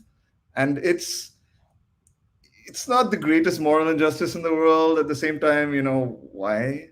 And I haven't thought about it, but I might consider myself having an attitude where it's like, okay, cool, that's their cultural practice, then, let them do them, right? So if Alan was living in a country where joining college, like there's just this tradition going back thousands of years where you kind of make a newcomer's life miserable for a month before like you welcome them completely into college, then he might be like, that's okay, that's cool. And I don't know if I would maybe I'd be Alan in that case. Does that make sense? I don't know. It does. So what I would say is that just the reason I would be hesitant to make any sort of imposition of my values would be both this cost-benefit analysis of the costs of doing so, but also just uncertainty. I don't know the exact benefits and consequences of maintaining a particular practice. The practices you describe, to me, if you just ask me like, what's my gut reaction? It sounds bad to me. It sounds like that's not something that should be allowed. But I'm reluctant to go around saying, here's what you're allowed to do or not. I don't know if parents should be allowed to put their kids in timeout or, do certain sorts of things that like parents do that I think maybe they're not good, but I'm not a child psychologist. I don't know what the long-term consequences for children are. And so what I would say is that from my point of view, there are facts about what is and isn't best for society overall and for the psychological well-being of the people subjected to a thing and the consequences those people have in the rest of society. So like, even if it turned out like these like rituals that college groups go through to induct you into the group, actually people love them and they got a lot of value out of it, but it also made them terrible, awful, mean-spirited people, and it made all of society suck more. I wouldn't be for it even if they enjoyed it. So there would be all these potential facts I would have to know that I don't know in order to make the judgment. And so if someone said, make the policy decision, the only thing I could do is make a policy decision based on what I am in a position to be confident about. And in these cases, you have to do your sort of best guess about what's reasonable. And a good heuristic, generally speaking, I think it's a good heuristic, is don't enact a rule unless you can give good reasons for enacting the rule. Otherwise, leave people alone. So this is why generally I'm in favor of parents raising their kids, unencumbered by society telling them how they have to do it and what they have to do within limits. If parents decide that they're going to not feed their kids for a week, nope, take the kid away, arrest the parents. If parents decide they're going to have their kid, read the Bible, am I going to have the war where I'm like, well, atheism is true, so no child should read a Bible? That's a really good example, I think. Yeah. That's oh my God, like what? How am I going to do that? And then there's a lot of stuff parents would do that I would say, yeah, that's bad, but then I also don't know how to implement a reasonable policy to do it. So if parents tell their kids how they have to dress or what religion they have to practice, I don't think that that's cool. But are we going to invade everybody's home and put what would you have to do to stop it? Put cameras in everybody's house? Set all the Alexas on record and record everything that goes on in the house, and then have like the morality police go around beating people's sticks if they don't do what I like. I'm not okay with that. That would be a dystopian nightmare society. I saw someone in the comments earlier. They're like, thank God Lance isn't God. But I'm not. Like, it's weird because there's this consistent conflation between this idea that I'm rejecting that there's an objective standard of morality and thinking that my standards are somehow loose, or I'm less committed to them, or more likely to be a bad person, or that I'm in any way any more of a threat to someone that is a moral realist. Because what matters isn't whether you're a realist or not, but what the substantive content of the standards are. What if someone's a realist and they're an anti-natalist and they've decided the only way to minimize suffering in the world is to kill everyone? Are you going to put that realist in charge of the universe or me? Maybe you think the universe I create would be so horrible, death would be better. In that case, fine. Well, what if the person wants to torture everybody? Like they're like the right thing to do. Like they're a wild masochist and they want to be God so they could torture everybody. I think most people are probably going to go with me over that person, even if that person says, but I'm a moral realist and I think the correct moral thing to do is torture everybody. It's not whether you're a realist or not. It's what the substantive content of your standards are. Hello. Can you hear me? Yep. All right. Well, I agree with you 100%, Lance. I think moral realism is complete bunk, and I'm actually an anti-realist with regard to lots of different philosophical positions. But I wanted to play devil's advocate. I heard an argument. I don't accept it, but was wondering your take on it. Basically, the argument went something like this. Premise 1, I exist. Premise 2, in order for me to exist, something has to determine that I ought to exist. Premise 3, oughts exist, therefore moral oughts exist. Premise 4, if moral oughts exist, then moral laws exist. Premise 5, moral laws exist, therefore moral realism exists. Conclusion, moral realism exists. That might have been a little bit off, but basically, I reject this argument. But I thought maybe as a devil's advocate, maybe you could say something about that. Okay, so let me get down the premises first. Can you go through those? I got the first 3 written down. Let me see. I exist. Something has to determine that I ought to exist. I ought to exist. Therefore, moral oughts exist. Is that right? Well, I guess oughts in general. That oughts exist. That something ought to exist at all implies oughts. Therefore, moral laws is kind of the idea. Okay, so I'll just stick with what I wrote down. If that's wrong, then whoever came up with this argument can dunk on me for it. What's the 4th premise? Well, If basically, moral laws exist. Yeah, if moral oughts exist, that means that there must be some sort of moral law that caused the oughts in order to determine that you do exist, and therefore, because moral laws exist, therefore moral realism is true. Yeah, this is. Did this argument come?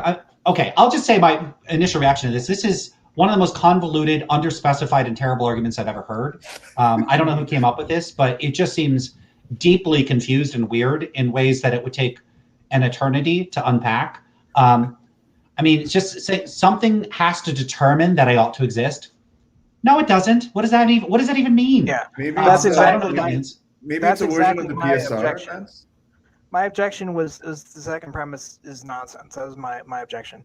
I don't see any reason that something has to determine that I exist at all. I just don't see that, or that I ought to. Maybe, But yeah, maybe this is that's just a the version premise of I the disagree. PSR, right? Like, there must be a sufficient reason for your existence if you exist.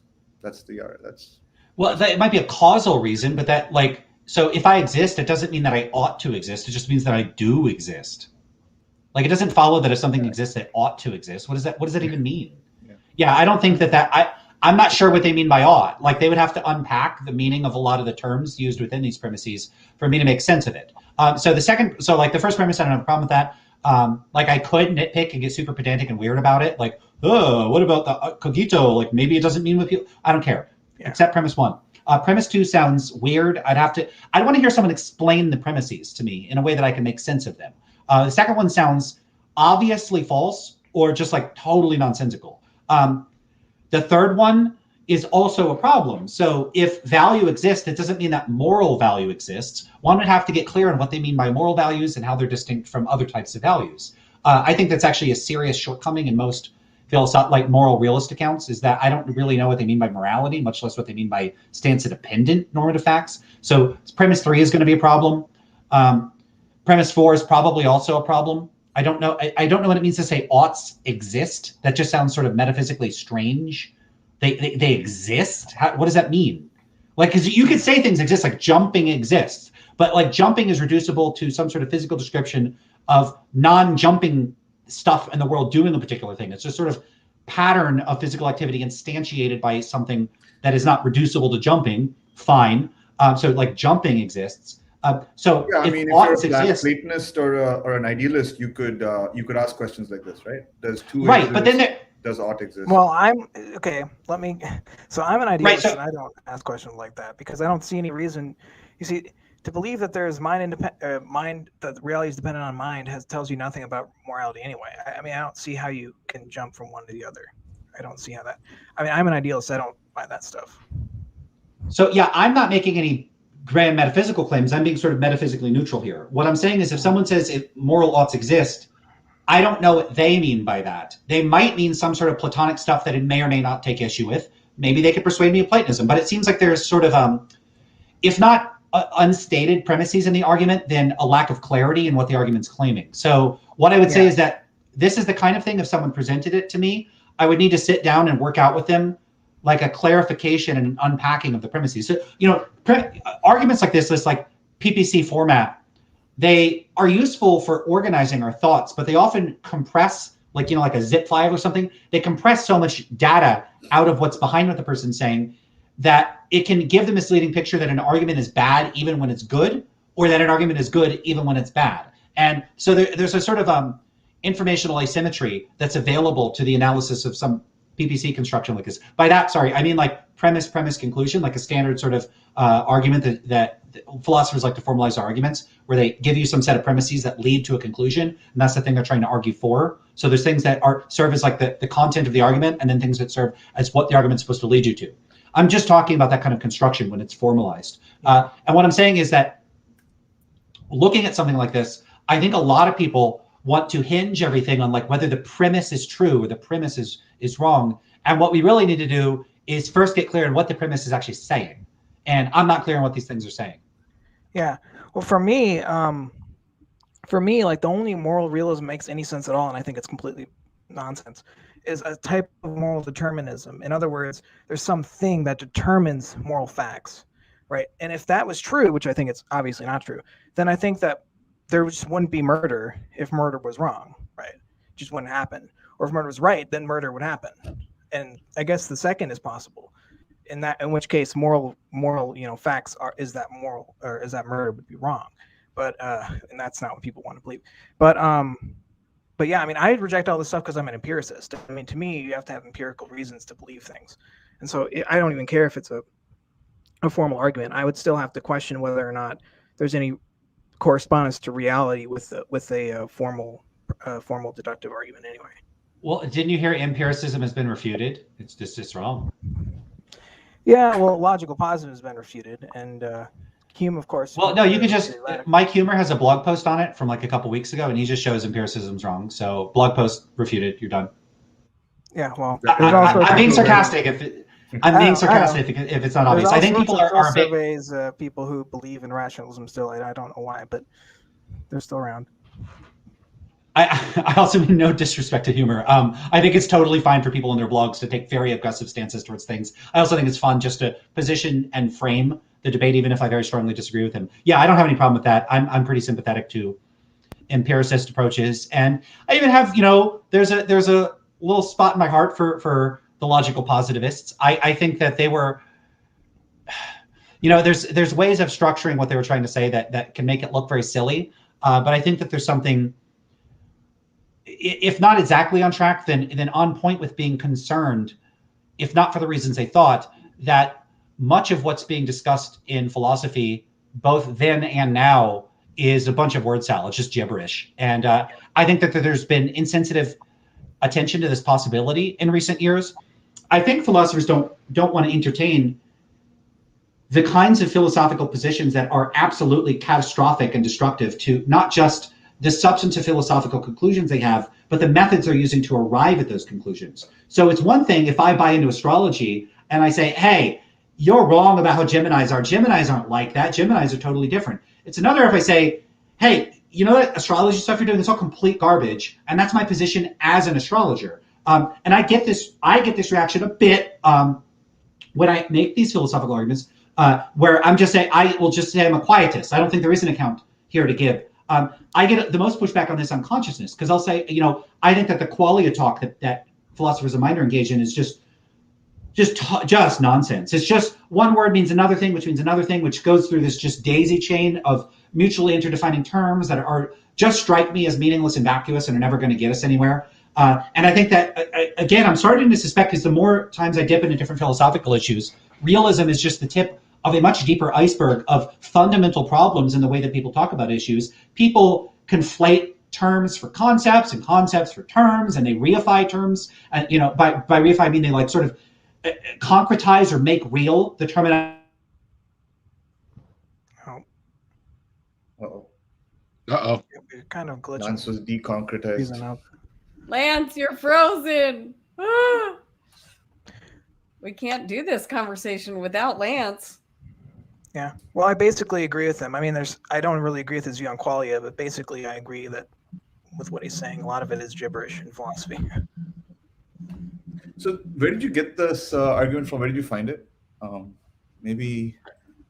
It was just an argument that that came through a Socratic dialogue with someone. I see. Right. It's not like an academic formal argument thing. It's a good try, though. I mean, I really appreciate the creativity that goes into like arguments like this. Even if. Yeah, well, to me, it doesn't mean anything. Like, it doesn't matter whether you have a deductive argument or not. Oh, here he is. He's duplicate now. He's a twin. Fun, okay, right? It's like he's back. Lance is my internet cut out for no reason. Sorry about that. Yeah. Well, I basically agree with you. I mean, I don't agree with you on qualia, but basically agree with you on everything else. What you said, most of philosophy is gibberish, and I'm an anti-realist with regard to most of my positions. So, I mean, I basically think that Platonism, there's no reason to posit that. This whole thing about a universal being separate from the thing that actually instantiates a lot. There's a lot of stuff that is just silly in philosophy. I agree with that. Well, thank you for talking with me. Yeah, no problem.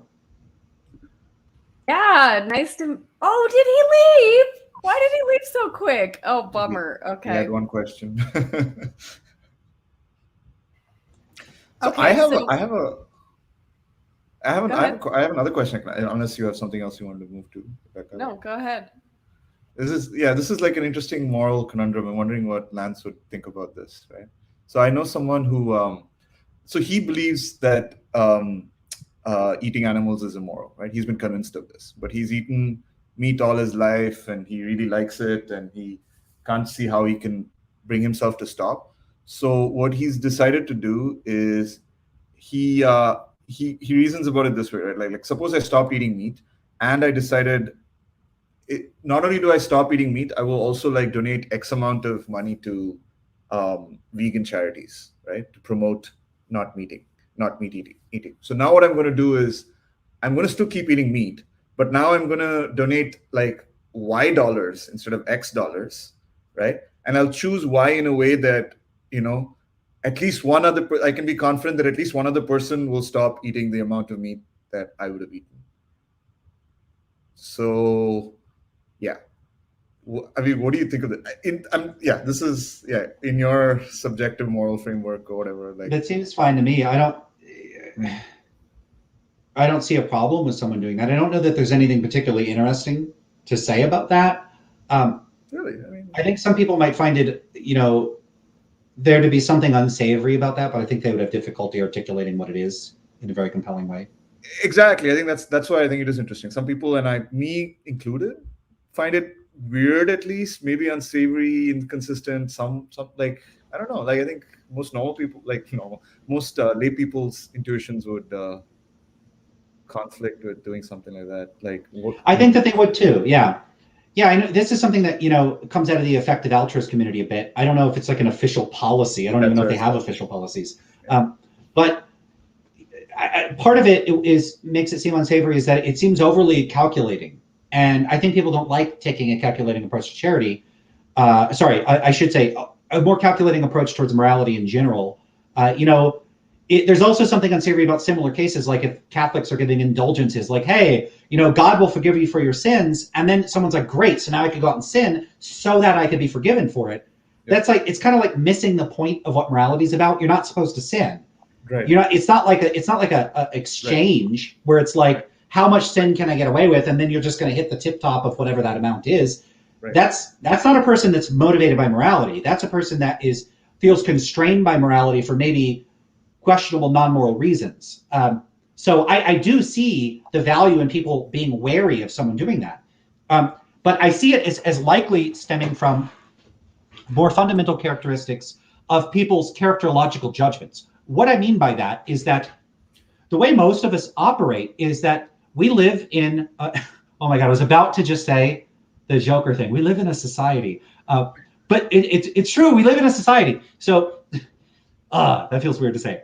So we live in a society, we have to interact with other people, and in order to interact effectively with other people, we need to figure out which people are trustworthy, untrustworthy, jerks, not jerks. And if you imagine that someone is perfectly willing to do something disloyal to you, if they can, like, imagine you have a friend and you let them borrow your car and they're like, well, maybe I'll just crash the car, or, drink and drive in it, or do drugs in your car, or mess up your car seats or whatever, but I'll donate money to charity, which offsets the immoral thing that I did. You'd be like, whoa, no. But you harmed me, you jerk. I wouldn't want that person around me. You wouldn't trust them as much. Someone that is willing to do a bad thing because they know they could pay off the cost of it. I mean, imagine hanging out with a really rich person. They might smash your stuff or punch you in the face, and then they're like, well, as long as I donate to charity, then what I did isn't really more, like, I've offset the moral badness. In fact, I actually calculated the cost of punching you at $1,000, and I donated $100,000 to like the St. Jude's Children's Hospital. So now, I could get away with punching you another 99 times and it's totally fine. Anyway, the point is, people, I think, are right to be wary that someone willing to engage in that sort of deliberative approach towards making moral decisions is someone that may have questionable character traits. But when you say questionable character traits, Lance, I'm still feeling like that's kind of, are you saying based on your preferences for people's character traits? No, based on intersubjective preferences. I could cash it out in terms of like thick terms. What I mean by that is terms that have sort of substantive descriptive content. So, for instance, if a person, if their behavior or their claims makes them appear untrustworthy, well, to the extent that you want your friends to be trustworthy, you're not going to want to be friends with that person. So again, it's always contingent on your goals. And if you want a bunch of, imagine you're a bandit and you want to recruit, thugs to be part of your gang to go rob and kill and do terrible things. Now, if you find out someone's really disloyal, that's exactly the person you want. Now, maybe they'll betray you, but that's just the nature of the game, that you're not going to be able to get them to betray whoever they're currently working for unless they're untrustworthy. Or, You might want someone that's violent. I want someone that's willing to enforce, my iron, gang rules. If I need them to bash someone over the skull, I'm going to need them to bash someone over the skull. I don't want to be friends with people that are prone to violence. But if you're running a violent criminal enterprise, you do. So it's who you want your friends to be is always going to be contingent on your goals. What else would it be contingent on? Now, Jamie asks, why doesn't the existence of a hierarchy of moral decisions imply a standard or objective principle exists? Just real quick, you mentioned in the chat that the symbol on the top is a Persian symbol. Oh yeah, I did a stream on. I have a Persian channel. It's also Bread of Life, but it's in Persian, and so I did a Persian stream this morning, and I just forgot to change the icon. Yeah, non-hayat. Do you speak Farsi, Rebecca? Yes, Wow. I try. Amazing. So I'm drinking Persian tea right now. Oh, Like cool. cardamom tea. I love this stuff. Oh yeah. I have to track down stores that sell this kind of thing. I love the sexy Persian font. That's nice. You love the what? Sexy The font. Persian font? The font, the Arabic characters. Yeah, Nice style. they look cool. Yeah, it's very cool. It's pretty. Yeah. Yeah, sorry, I that was actually had a question. Or did you answer the other guy's question? I didn't answer the question in the chat. I got sidetracked just because I wanted to address that. Okay. I mean, I don't know if I understand. I mean, okay, I don't understand I don't know if Lance agrees with the existence of a hierarchy of moral decisions, right? Would you just not agree with that, Lance? I don't know what that. I'm sorry. I don't know what they mean by that. Maybe they could clarify. Jamie, you'll just have to come back on. Dharma, go ahead and ask your question. Yeah, I wanted to ask Lance, it seems to me, this is my position, but it seems to me that moral realism doesn't really do anything, even if it were true. So, like, even if moral realism is true, you still have moral realists debating each other and denying their own, their own folds positions and disagreeing. So you still have Muslims debating with Christians on what moral realism is. You still have Muslims debating more Muslims and Christians debating more Christians. You still have virtue ethicists, utilitarians, and of course there are different utilitarians with different views, right? You have the Sam Harris kind of view, which is capitalist democracy, neoconservative, all that. Then you have, utilitarians who are more communistic. I mean, to me, it seems like there's nothing that's actually gained by being a moral realist, even if moral realism is true. And so, yeah. Yeah, I don't know if you've seen some of my other discussions, which I've started to do, but this is something a point I raise pretty much every time, which is that, first of all, I tend to say about various accounts of moral realism is that they variously fall into one of three categories. They are all false, unintelligible, or trivial. And even the ones that are false or unintelligible, to the extent that I can make sense of what they're saying, they also strike me as trivial. They all strike me as trivial. I've never seen a non-trivial account of morality. And so, a reasonable question is, well, what do I mean by non-trivial? What I mean is, if you're trying to engage in practical decision-making, you're trying to decide what you should do. I can't make sense of an account that offers facts or reason, like alleged reasons that count in favor of performing actions if they're not in line with your goals or desires, if you don't care about them. So I just don't think that there's any way, let's say that there were these moral facts. To the extent that you had any substantive reason, any substantive motivation or desire to act in accordance with them, you would have to first care about being moral. So, and I don't, you could just not, and then I don't know what mistake you're making. So, sometimes what a realist might say is, yeah, but you're still incorrect about the facts. And one thing you could say to realists is, let's say I don't do what's morally right. Now what? What happens? What are the consequences? A Christian could say something. They could say, well, you're not going to get into heaven unless you repent, or maybe you're not going to have a happy life, or someone that says being moral it leads to having a good life. You might say there's a certain substantive respect in which you're not going to have a good life. But some of the more pared down minimalist accounts of realism, they're just going to say, well, it's bad, it's wrong.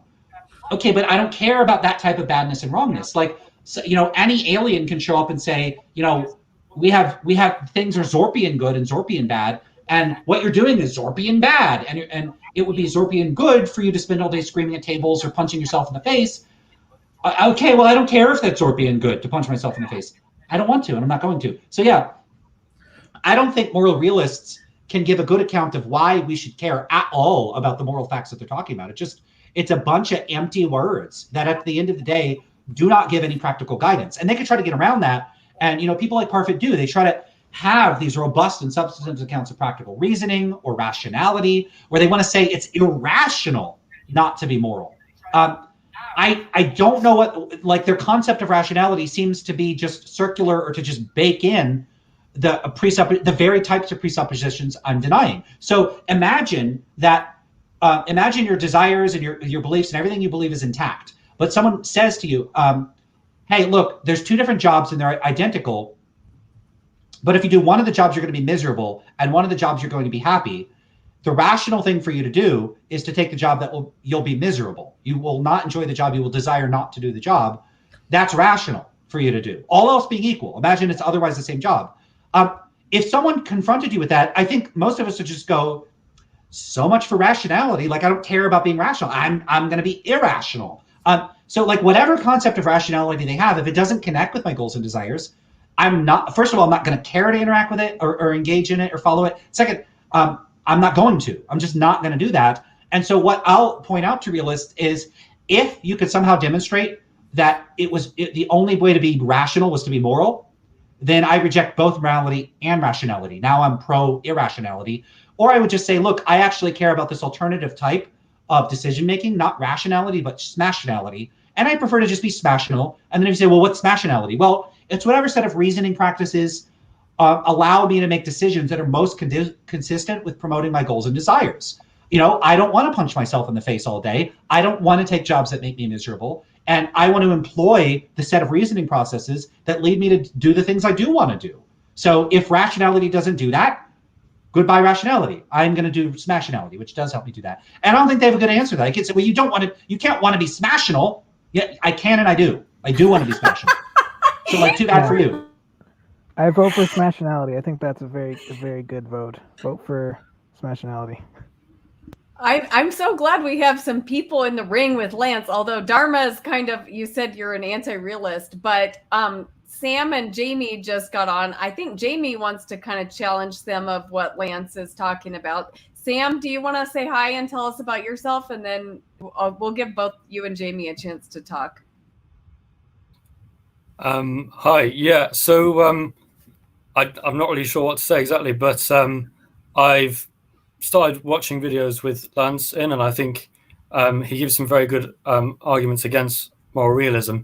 I wouldn't also describe myself as a moral realist, but I would say that I do think that morality could be objective without being real. At least I'm sort of getting into metaethics, so I don't think I have a very well thought out view on this, but it seems to me that I would lean towards the idea that morality is objective, even though I wouldn't say that moral values are like entities in the world. So I guess, that's just in brief what I think. But what's the difference? I've always thought they were synonymous, but I guess not.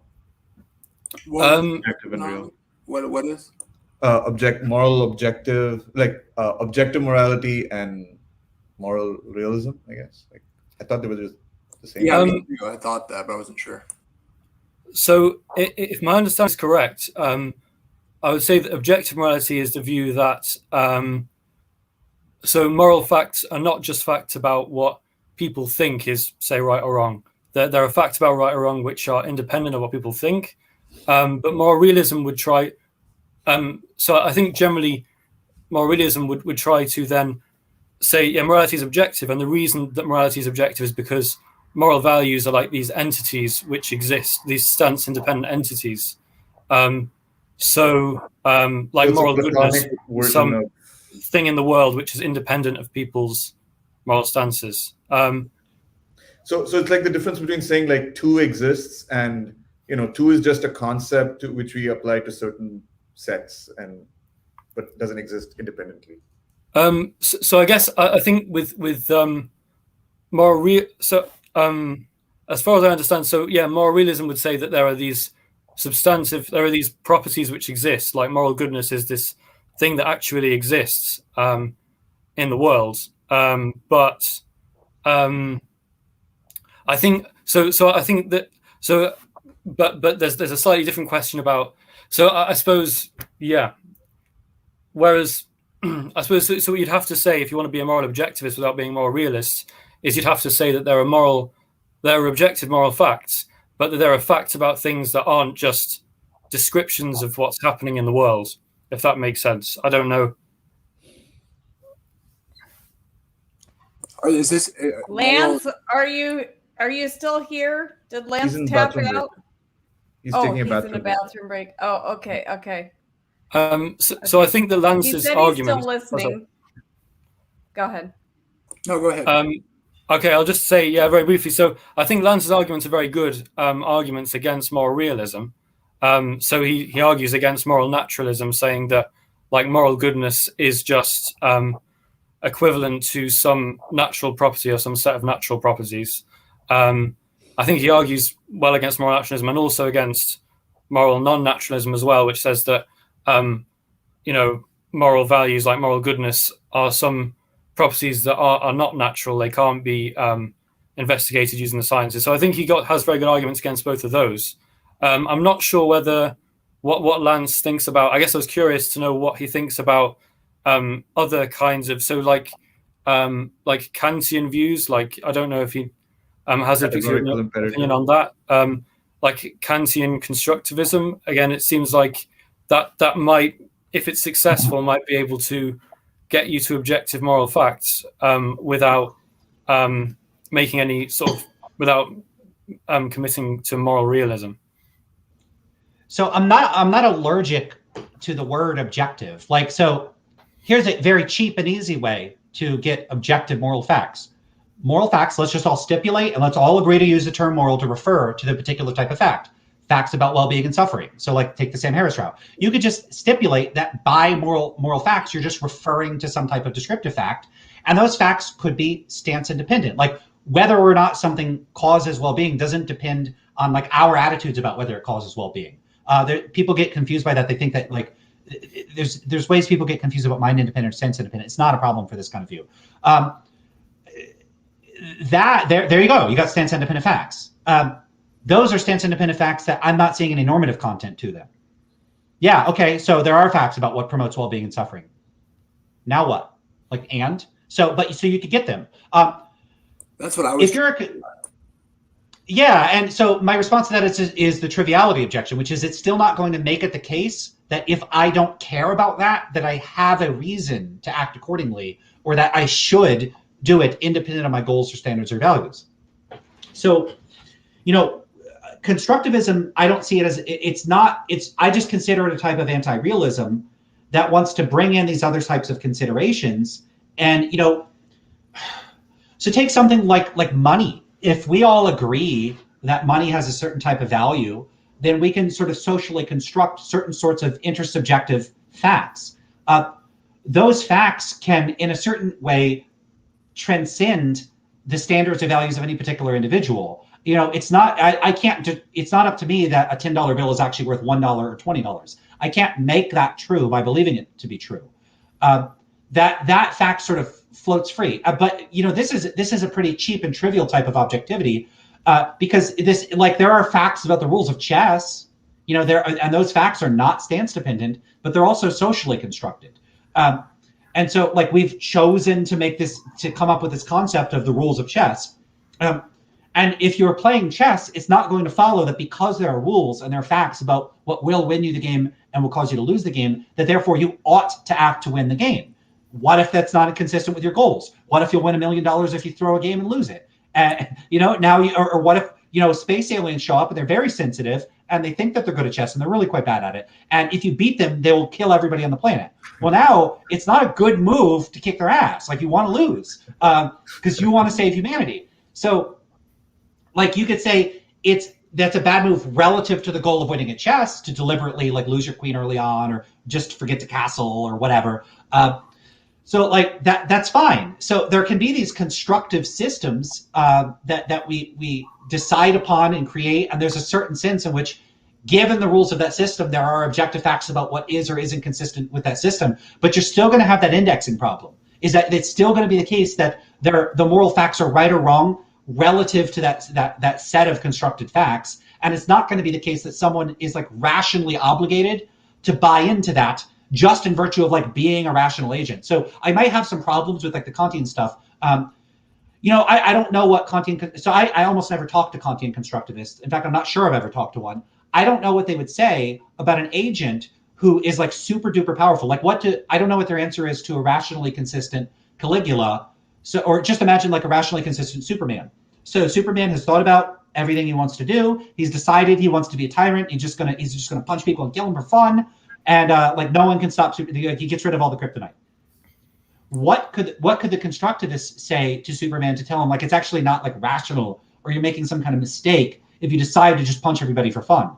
I'm not sure what they would say to that, because like if I don't buy into this stuff. Like, well, I would have to hear their arguments. I don't know what they would say, and I can't simulate their mindset. So that might be a position I would want to engage with, but like talking to someone that's a good representative of it. Yeah, I mean, I don't feel qualified to speak for Kantian constructivists, really. So I don't know if anybody else wants to speak, because I don't want to.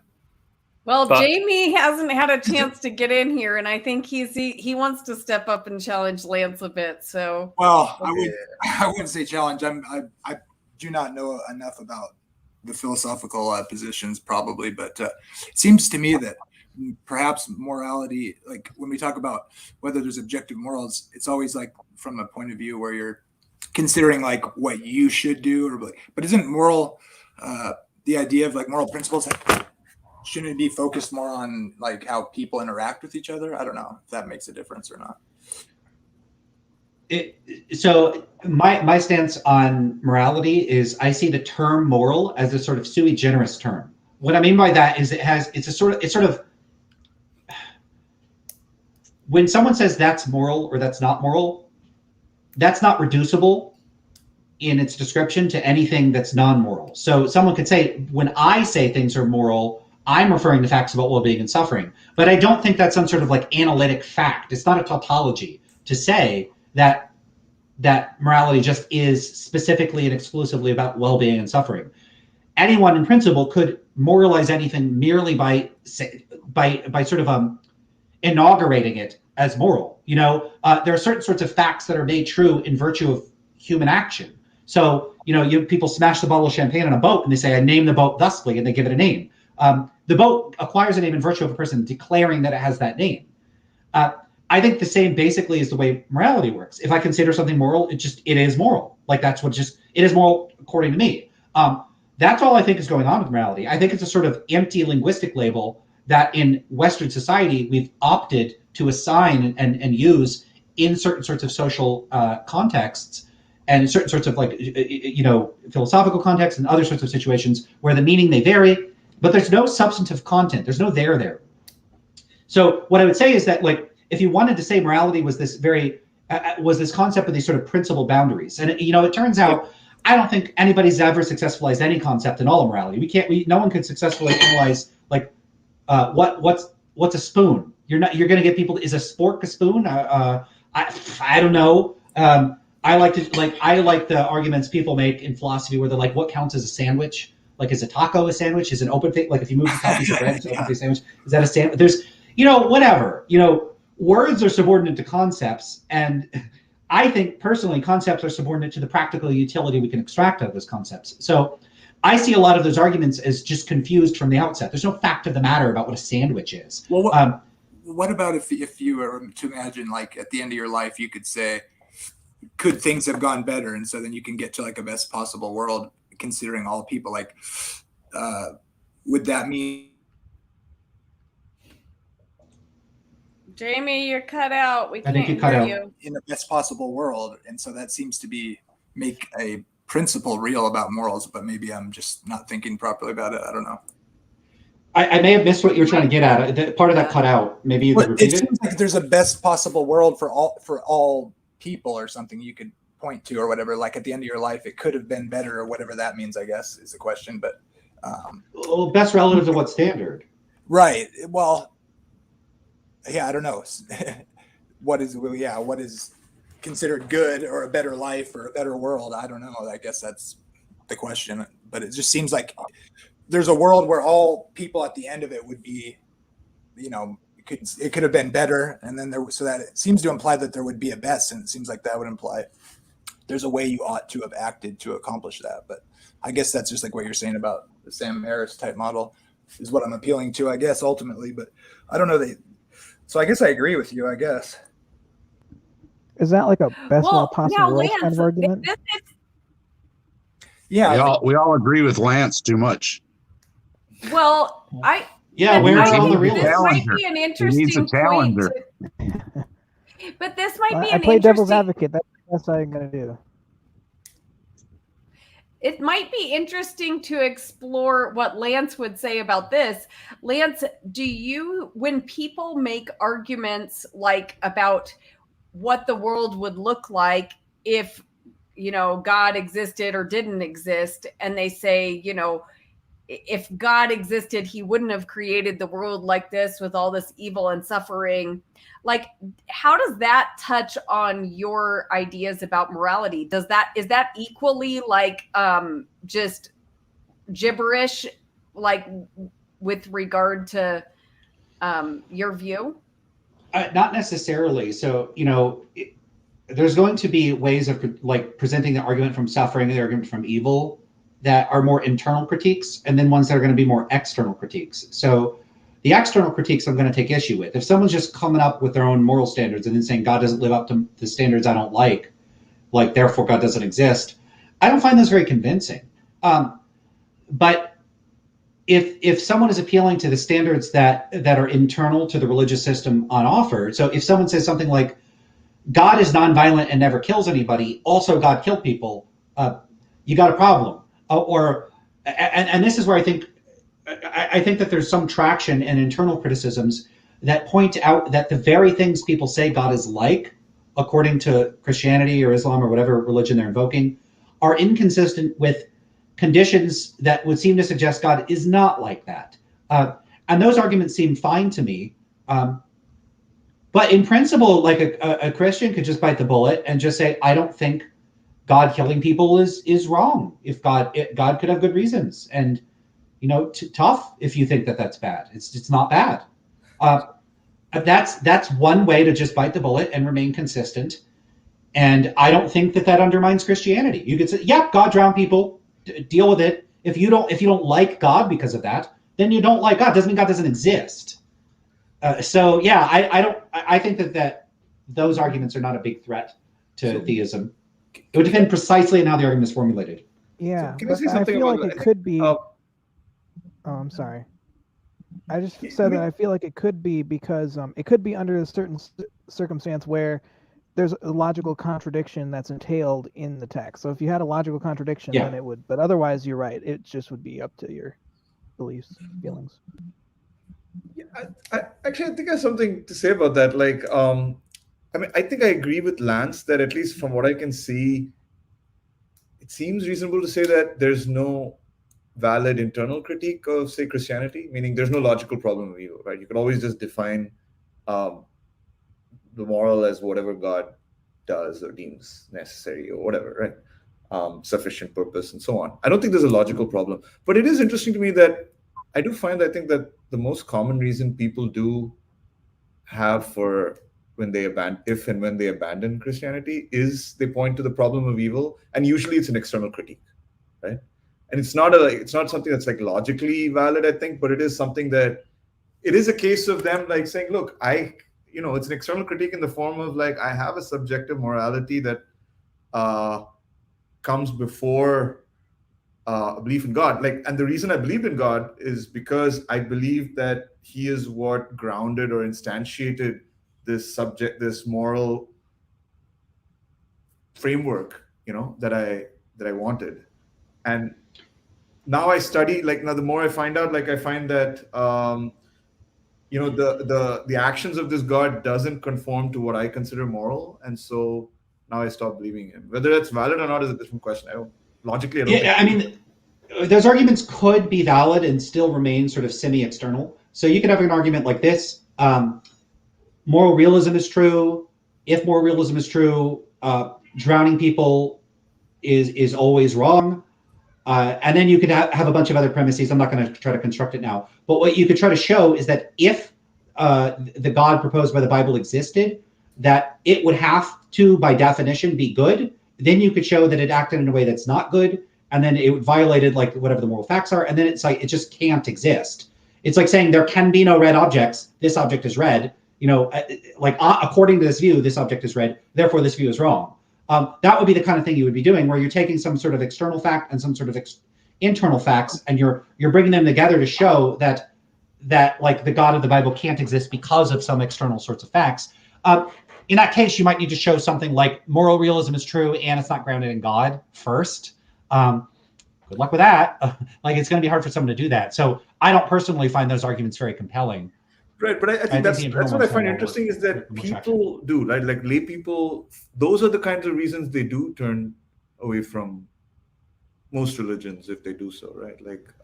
Yeah.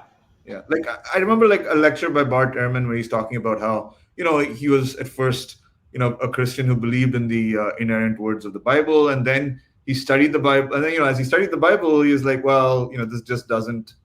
His opinion was it doesn't match the historical record, so it couldn't have been inerrant. There must have been transcription errors, whatever, right? But for a long while, he still remained a Christian, and what turned him ultimately away from Christianity 20 years later was the problem of evil. He didn't really explain it further, but I found that interesting. The problem of evil that appeals to external considerations is not sort of dialectically or philosophically really a problem, because the appeal can be made on grounds of reflective equilibrium. So the question would be like, if I am on the other end of an argument, I want my beliefs to be consistent, I can't think both X and not X are true at the same time and in the same way. I can't believe something contradictory.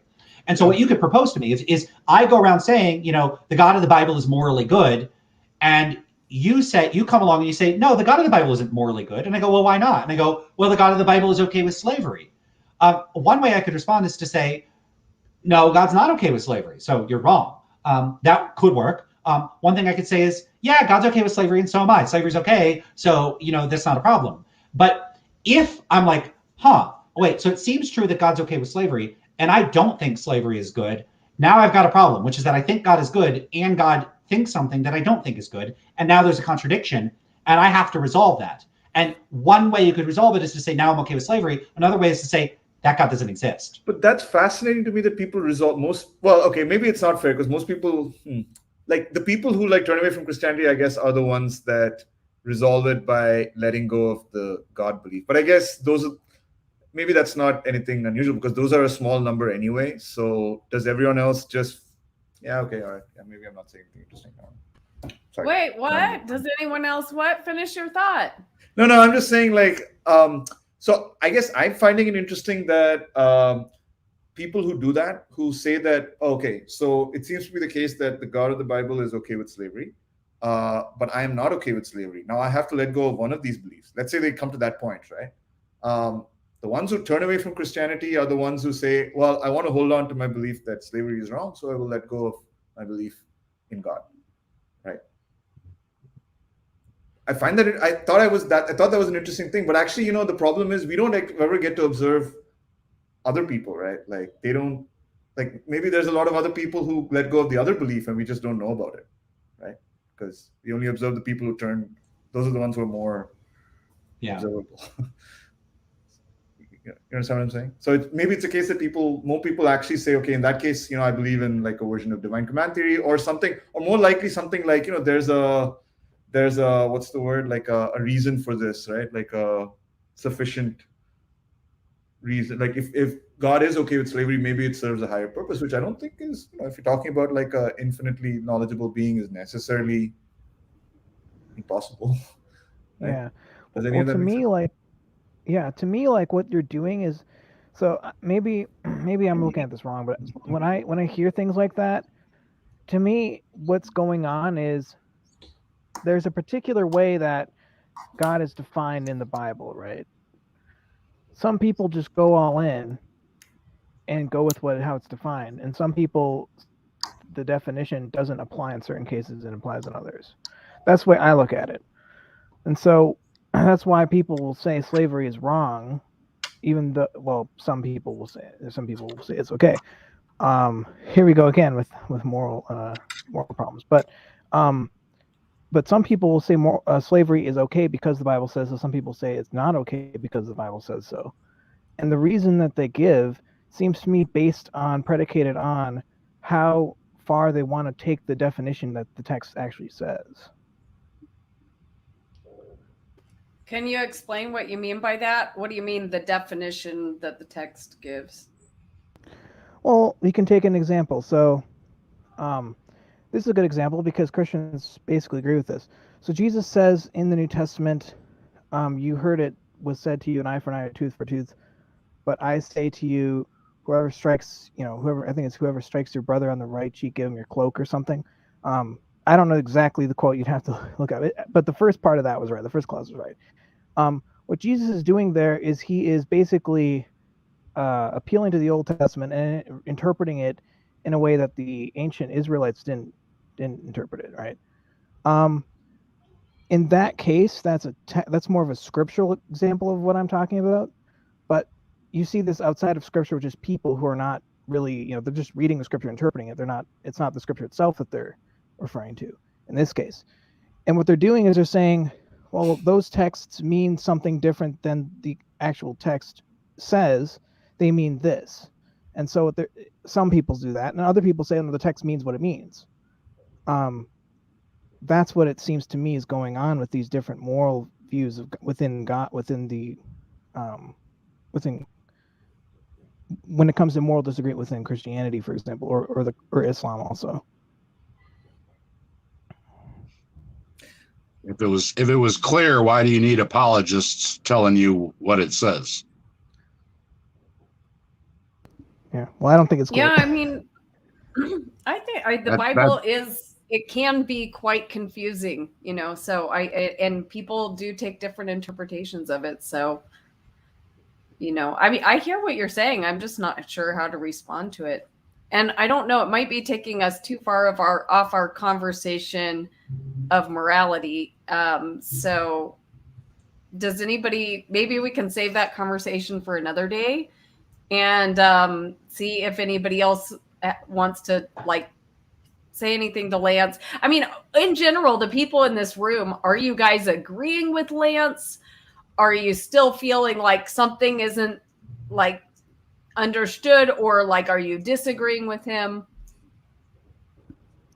Well, with me, I agree with him. I don't see how, I tend to agree with him. I mean, I don't even see how it's conceivable for moral reason to be true. To me, the only way that could be true is if there's something that determines morality factually, which would mean there's something that makes things in the world the way that they are necessarily as moral.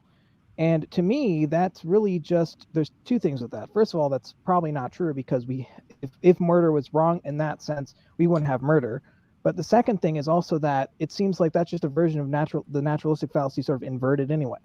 So that doesn't really do anything either. So I just don't see how it's even conceivable. I think moral non-naturalism is the most reasonable position, but I still don't see how that's conceivable. I think like I was saying earlier, 90 whatever percent agree with Lance. And so I will, the one place where maybe I disagree is and this is only a particular detail, right? We both have, I think, subjective frameworks, but I still think he talks about how when we talk about respecting the choices of others, that's more of a practical cost benefit kind of calculation. But for me, if I look at my intuitions, I think there is a part of me that says, look, if it's not a serious moral matter, right? If it's something minor, then I might actually, it's not even it's not just a question of practicality. It's a question of I actually have a component in my moral value function that values the ability of others to have their preferences respected, so to use your cook example, right? I don't know, that's a good. I don't know if I can make that analogy worthwhile, but okay, think of it this way, right? Suppose the cook, I say, oh, this tastes horrible, and I say this. I don't say that it tastes horrible. I just say it tastes weird. I'm not sure what I think about this. And the chef says, well, I was trying to go for a little bit of an umami kind of an explosive this kind of thing, and I'm like, okay, well, I can respect that. So even though I don't like it personally, like, I don't know if that's a good example on it. Like, that's a good analogy. I don't think it works. But what I'm trying to say is that there are times, I think, when things are really close, like when it's a very minor kind of moral issue where I'm like, you have your way, even though it's I might have the ability to influence the outcome to have my way instead. Sorry, But I'm not understanding. Are you disagreeing? Like, are you a moral realist or moral anti-realist? No. I'm definitely a moral anti-realist. I guess where I would have a difference of opinion with Lance is about like what goes into my particular moral subject. So I'm being morally subjective, right? Like what do I like? What are the elements or the factors of moral decisions that I prefer over others, right? Like, what are the factors that go into my moral decision making versus Lance's? And I think there's a small difference there where there is a component where I'm like, if other things are equal, like, let somebody have their way, just because it's a good thing for them to have their way, even if I might prefer a different. Yeah, we just have different normative standards, and that's totally fine. And also, I think that your normative standards and mine might not be so far apart that we would like actually lock horns on any serious issues. I think so. We would just get along and have these minor differences. There might be some cases where I'm like, we should pass a law here that's stopping them, and you might say, maybe it should be okay. And they're like, all of those cases are not going to be very important cases. They're not going to be cases where like, hey, these people are like flaying babies alive for fun and making lampshades out of their skin. We should stop them. And you're not going to be like, no, but that's just their culture. So it's just going to be minor cases. So yeah, and that's not a problem. It's not a metaethical challenge, or at least it's not an obvious one. Some people might want to wed some normative considerations to metaethical ones. I wanted to say something because Sam, I think they went by Sam. Sam had some questions, but then he had to leave. Yeah, they were expressed in the private chat, which I saw, but we were in the midst of a conversation, and I didn't want to like leap from one conversation to another without closing out the current one. So I apologize, Sam, for not addressing those questions. But the other thing I would say is if I wanted to ask a question, even if I was in the stream, it might be best Rebecca, maybe like this is your channel, so it's up to you. Should they put them in the YouTube stream? Like, where should people ask questions? I would put it in the YouTube stream so I can put it up on the screen because I can't do that with the private chat. And people in the stream could see it. But it's also the case. I'm a little worried what to say about private questions because like the private chat that we all see may not be something someone wants to share. Well, so maybe I'll just leave it alone because I don't know what the attitude is about. I actually feel like you answered these questions already. I mean, I think you did, but I don't know. Yeah, I had a couple other comments. One is just I'm happy that we've actually, for once, just because I've been here a few times talking about metaethics and morality, we've really given it here, and I think everyone that's joined here as a guest, we've really mutually sort of delved into the way that this intersects with religion in a way that I don't think we ever have. I feel like, and I don't want to apologize, like for some of our previous conversations where, if I start talking to someone else, like Danny or James, that we're just getting into this like academic mumbo jumbo that, like, I'm not saying mumbo jumbo like we're speaking a private language that's so sophisticated and great.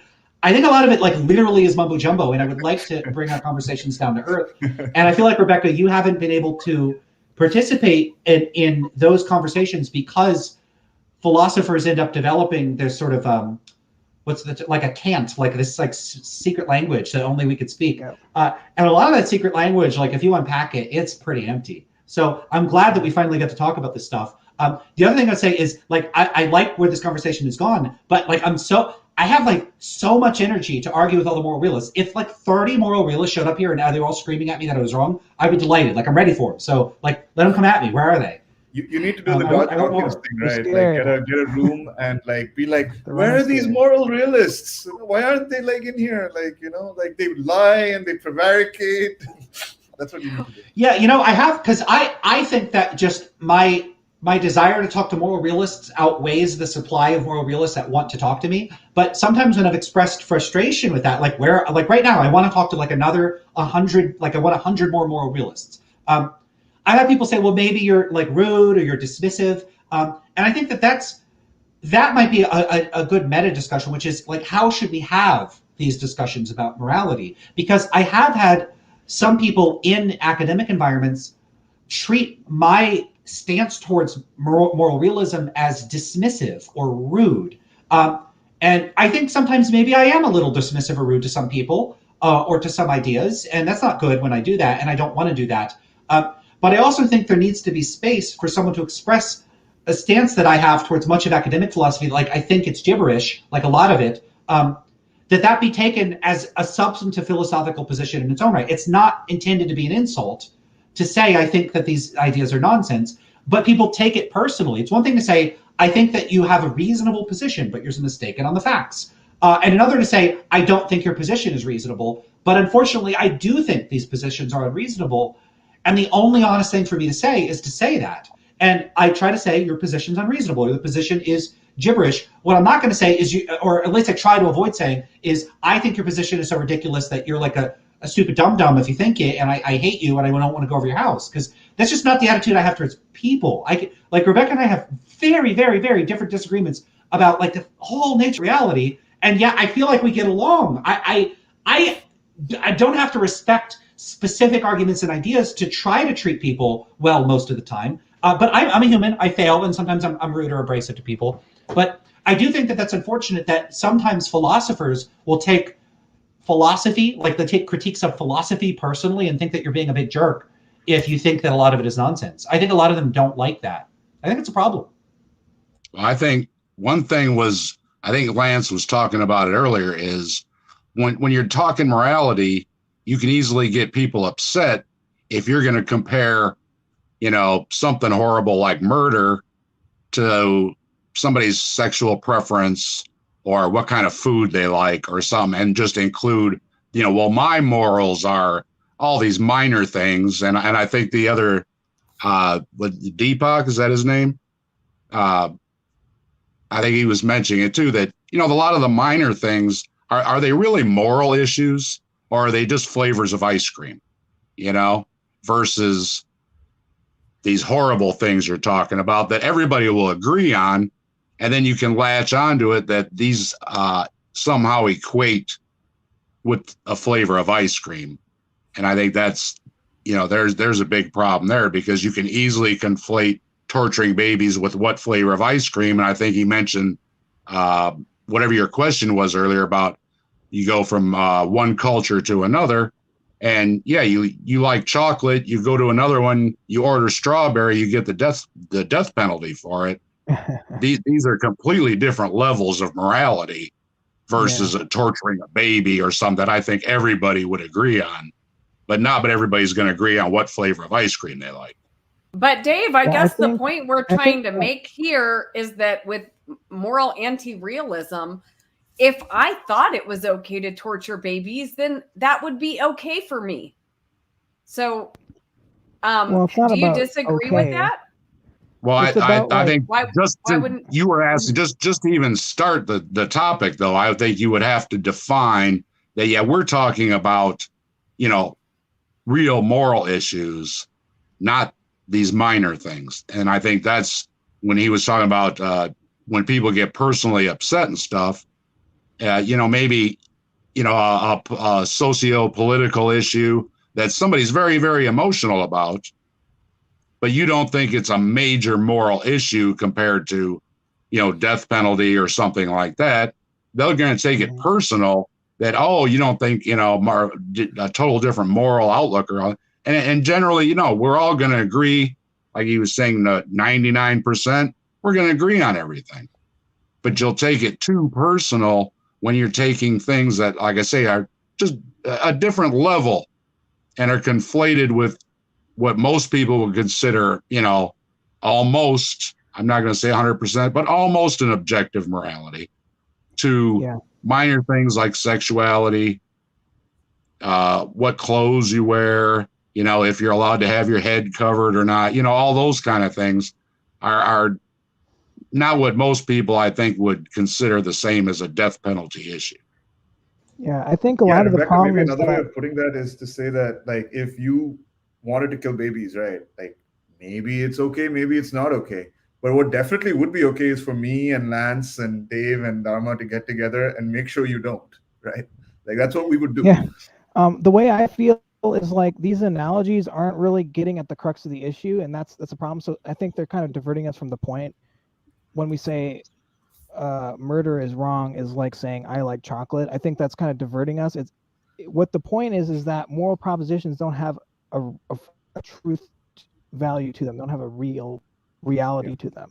That's what we're saying. We're not saying, and I think that can be confusing, because once you use an analogy like ice cream and you compare it to something emotionally charged like rape or something, that people get like really upset. I understand that like totally. I think that's wrong-headed. I think what we have to say is the point, which is that moral beliefs are moral beliefs. They're not moral facts, right? That's what we're trying to get at. I'm not sure I I want like to that just either, ask because a question to people in the chat, because there's some people who were very excited about this conversation, and Kim was one of them. So are you satisfied with what has taken place in this conversation? Did you get what you wanted out of it? And if not, what else do we need to talk about? And if there's anybody that wants to make any final challenges to Lance's view, please do that. Lance is eager to defend his view. And I do feel like there's a lot of moral realists out there, and I'm not sure I think Lance has made some great points today, but right now I remain a moral realist, even though I can't really answer his scenario that he gave me. But anybody else want to talk about it? Oh, well, Pine Creek has joined. Pine Creek, at least let your viewers know that you're here so I can get some extra views. Well, you're almost done though, right? Yeah, probably. Can you summarize, Lance, in 2 sentences or less? What? Because I came late. What your thesis is? The main point you're trying to get across? Yeah, I guess it would be that I don't believe that there are stance-independent normative facts, and I don't think that there are any compelling arguments for why someone should believe that there are stance-independent normative facts. Yeah, I agree. Thanks for having me on, Rebecca. Really? Is it that simple? Well, I got questions for you, Rebecca.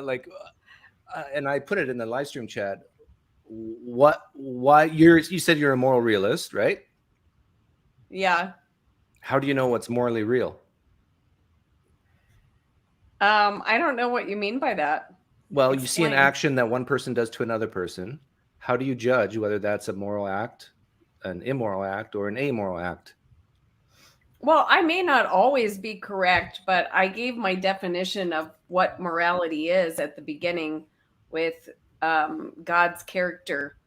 And but I don't know if I really want to rehash all that, because Well, no, this is the you already focus answered on. it. You Okay. said based on God's character. But the thing is, in order to know God's character, you would have to know the mind of God intimately. Because if you see an action, say someone on the street take a knife and stab a child in the heart, you would say, oh, I'm a moral realist. That's morally wrong. But you can't really say that, can you? Because God might have sanctioned that. Mm. So what Well, good is it being a moral realist if you can't have this omniscience to know all the reasons behind an action that your God may or may not sanction, if you base it on the character of God? yeah, well, I'm going by what the character of God as described in the Bible, that God is love. And so God, there have been times when God commanded people to kill people. And I can't say that I fully understand all the reasons for that, but I do think there are times when that was the best thing for, God to do at the time. And, we're in an era right now where it is the time of God's grace on the world, and Jesus definitely didn't tell anyone to kill anyone. In fact, he told us to love our enemies and do good even to the people who are doing evil to us. So how would I tell if somebody was doing evil? Well, if they were killing someone, then that is not what God's command to the world is. Jesus said, I give you a new command, love each other as I have loved you. I guess you haven't read the book of Revelation lately. Jesus himself is going to slaughter people left and right. Well, yeah, Jesus can slaughter people. But you don't think, but when he's doing that, God. you don't think he can look at you and Rebecca and say, hey, take that person out for me? No, I think that would be going contrary to his command to us. Yeah. But he's done it in the past. Yes, he has. So I think the only way you can be a moral realist as a Christian is to say there's only one thing that's objectively morally wrong, and that's to disobey God. All other stuff, you can say, well, maybe God does want you to torture that baby for a greater, morally sufficient reason. Well, Doug, I mean, you'd at least have to, like, by disobeying God, you'd also have to include not just disobeying his direct commands, but disobeying what you think he wants you to do.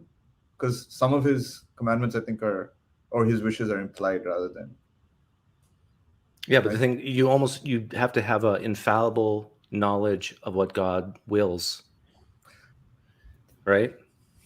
I mean, Rebecca could just be like very, very sure, right, that it's wrong to. Yeah, but people have been very, very sure in the past that have been wrong. Well, yeah, but it's true about everything, right? Science included. Yeah. But I think being a moral realist doesn't entail having the complete knowledge of what is moral. It's You're just right. saying that you believe that there are such things as good and bad, and those are concrete and they don't change. But I'm saying that all that, even if moral realism is true, it's irrelevant if we can't know what it is with at least some high degree of confidence. Can I say a stronger version of this, of what Doug is saying? I think Sure. the problem is not only can we not have any degree of high degree of certainty, I don't know if we can have any information at all, right? Like, I think the best example of this is when people talk about, like, I've heard Canadian Catholic talk about, like, he has the natural kind, the natural end theory of moral realism, Purpose or something. I'm sorry?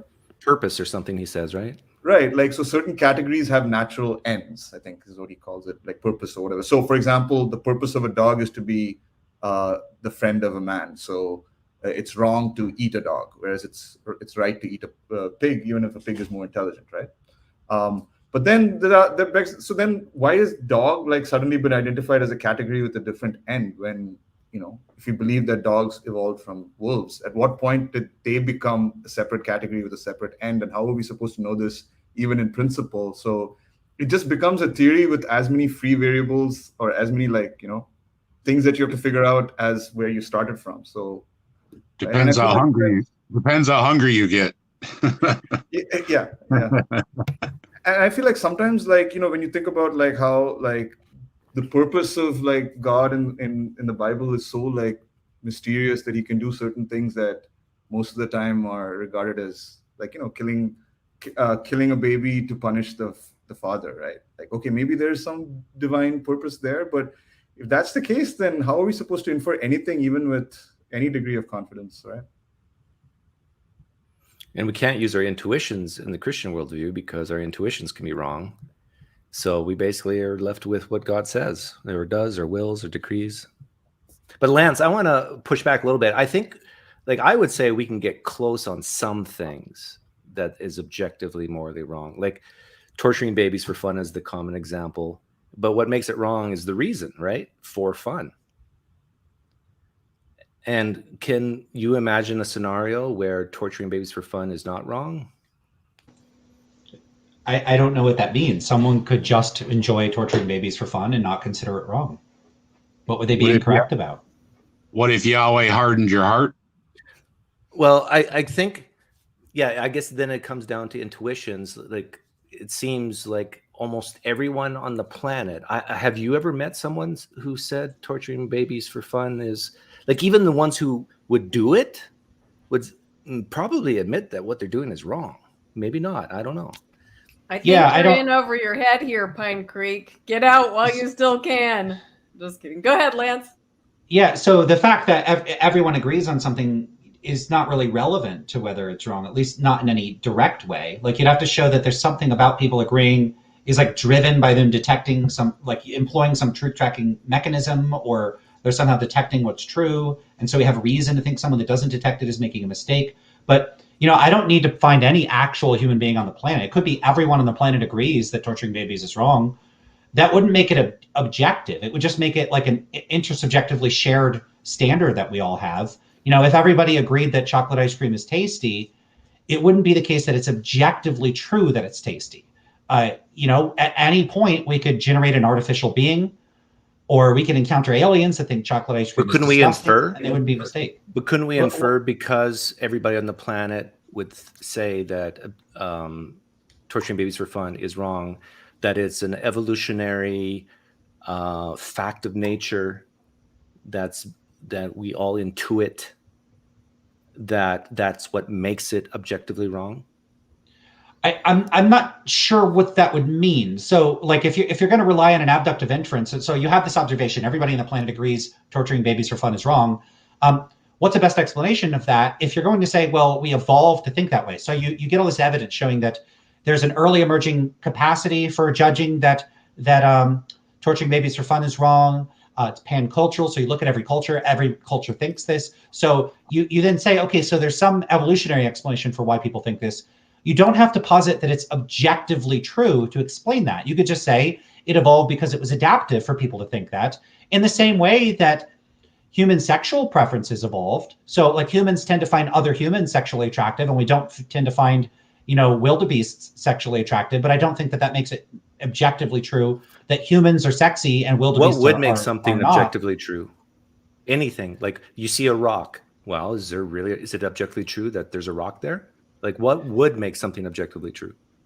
So in the case of descriptive claims, you know, I don't know that I would need to give a really robust, specific account of what would make those true, because there's going to be a range of different accounts of truth you could pick from. But just take some sort of standard correspondence theory of truth. What would make it true that there's a rock there is that there is a rock there. Like it's going to be something really, really simple like that. So if I make the claim there is a rock right there, what would make that true is that there is a rock there. Okay, so what would make torturing babies for fun objectively wrong? That it's objectively wrong. I could just say that, right? Right. So nothing in principle could make it wrong because it's unintelligible. It doesn't mean anything. So like what could make it correct that put the shoes? Nothing. It doesn't mean anything. It's meaningless. So my contention is not that moral realism is intelligible, but it happens to be false. It's that it's like bad conceptual grammar. The people that are espousing various accounts of moral realism that appeal to external reasons. Why is torturing a baby for fun different than seeing a rock? Because there's a normative element to it. Yeah. Like what? What do you mean? So people are using concepts like should or shouldn't. So someone could in principle take torturing babies for fun is wrong and convert or naturalize that in a way where they reduce it to a descriptive claim. So they could say torturing babies for fun causes the baby's suffering. And that just might be a trivial fact about. Okay. So you're saying because there's a should or shouldn't, that's what makes it different than the rock. But what if the fact that we humans all have evolved to have this intuition that it's wrong, isn't that really the same as the rock? I don't see how. So people could have evolved to think things that are just not true. They could even have evolved to think things that don't make sense. So like in principle, I could like find the most irrational people on the planet and like selectively breed them on an island. I don't know. There's lots of moral problems with that. But suppose I took everybody that claimed that there are square circles and I got them all to have kids with one another. And then I just have this whole population of people on an island that think that there are square circles. And then there's a big apocalyptic event and everybody else dies out except the people on this island. Like I build a big fallout shelter and they're the only survivors. And then they repopulate the earth and then everybody on earth thinks that there are square circles. Well, it's still incoherent. It still doesn't make any sense. So the fact that everyone shares some intuition does not entail that the intuition is referring to something intelligible, and it does not entail that the intuition is referring to something real, even if it were intelligible. But we have that same problem with the rock. Like we all share that we see the rock and feel the rock, but that doesn't mean the rock's there. It doesn't entail that the rock is there. And so you would need to get into like what it would mean to say that there's a rock there. At the end of the day, I'm going to be a pragmatist about these things, and I'm just going to appeal to like a model of what it means to say that there is a rock there. That's going to be more or less useful with respect to achieving my goals. And I'm just going to conform my standards to whatever helps me achieve my goals. Yeah, and someone can be a pragmatist, and whatever achieves goals, you could apply to the torturing a baby. They could. The question would be whether it's going to end up being coherent or intelligible. Yeah, and I'm saying it's just as coherent as the rock example. Well, you have to explain how, and I haven't heard an explanation. Well, because I'm separating the normative should or should not. It's just a state of existence that torturing babies for fun is wrong. It's not, oh, you shouldn't do it. You could even say, yeah, go ahead and do it if you want, but it's still wrong.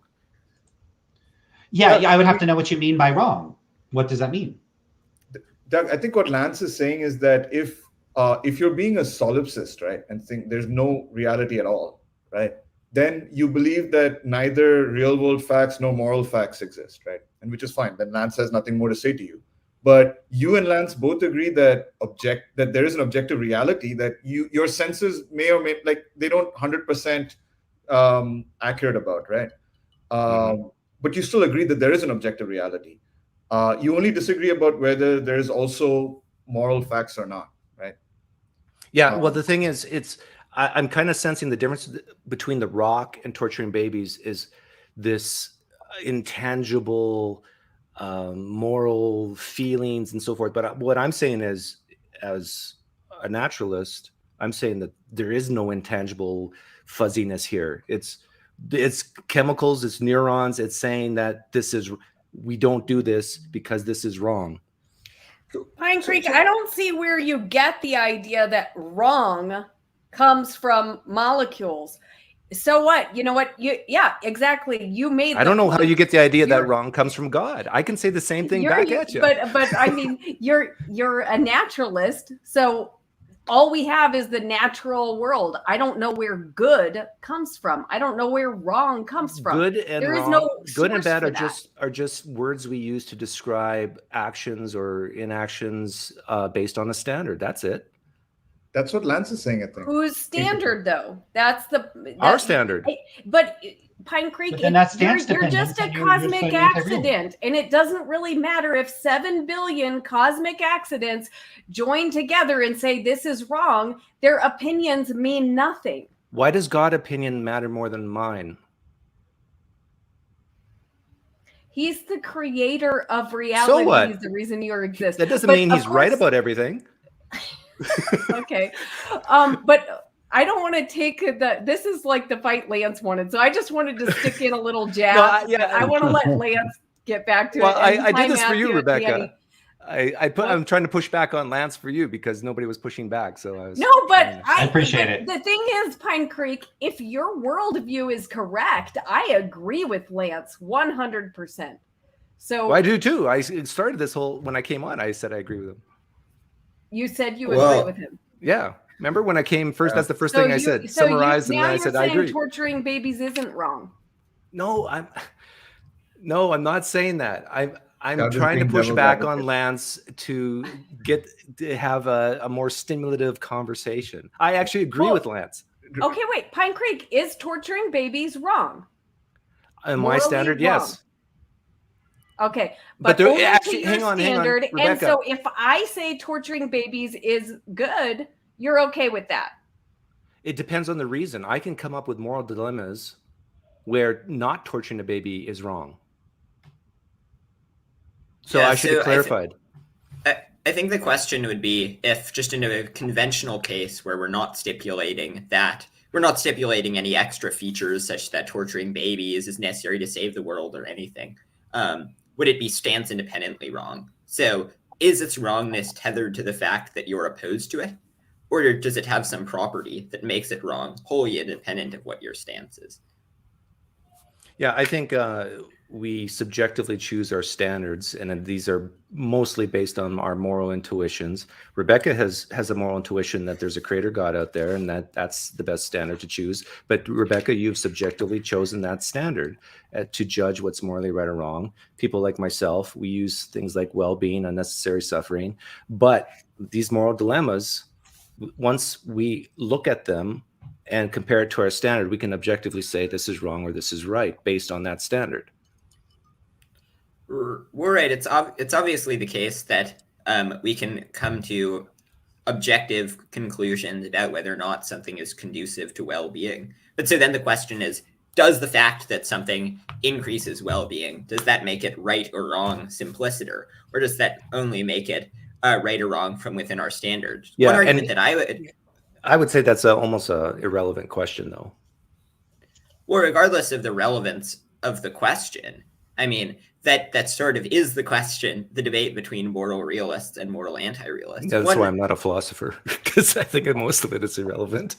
Yeah, I mean, that's fair. Like, I think that, it's reasonable to think that large swaths of philosophy, are somewhat irrelevant. A lot of, discussions about sort of semantics and precisely what we mean by words.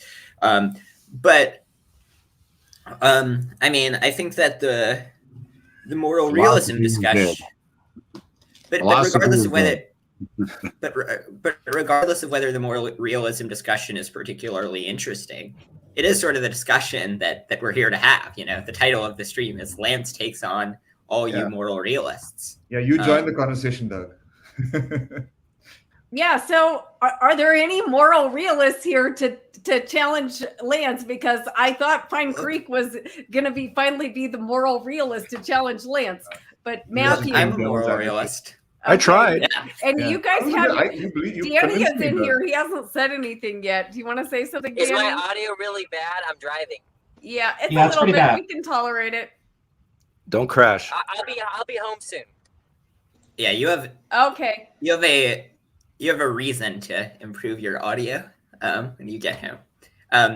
Well, so one case that I would make for moral realism is that perhaps Lance would just deny that we have this intuition, but I would think that most people would have the intuition that something like torturing babies for fun would be wrong, and the wrongness of that, and that deny that we have this. Whoa.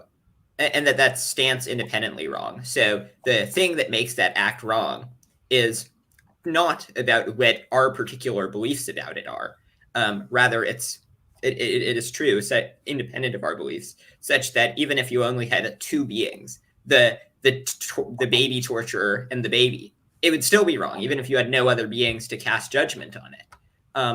And so to the extent that we accept intuitions in a wide range of areas, for nearly any belief that we come to about anything, we're going to be relying on our intuitions. If we conclude that the arguments if we consider politics, it's almost it's in fact, I think it precisely never that we're able to create a deductive case starting from the ground up for why one political party is better than the other political party. But it's reasonable to make political judgments on the basis of sort of intuitions and intellectual seemings. And I think that our intellectual seeming that it is bad to torture infants for fun, and that badness is not tied to our stance, is significantly stronger, at least for me, than intuitions about most other things. So to the extent that we trust those other intuitions, I think it's reasonable to trust this intuition. So this claim that, is the claim that most people have the intuition that it stands independently wrong to torture babies for fun? Yeah. Okay, so that's an empirical claim, and there's no good evidence that the claim is true.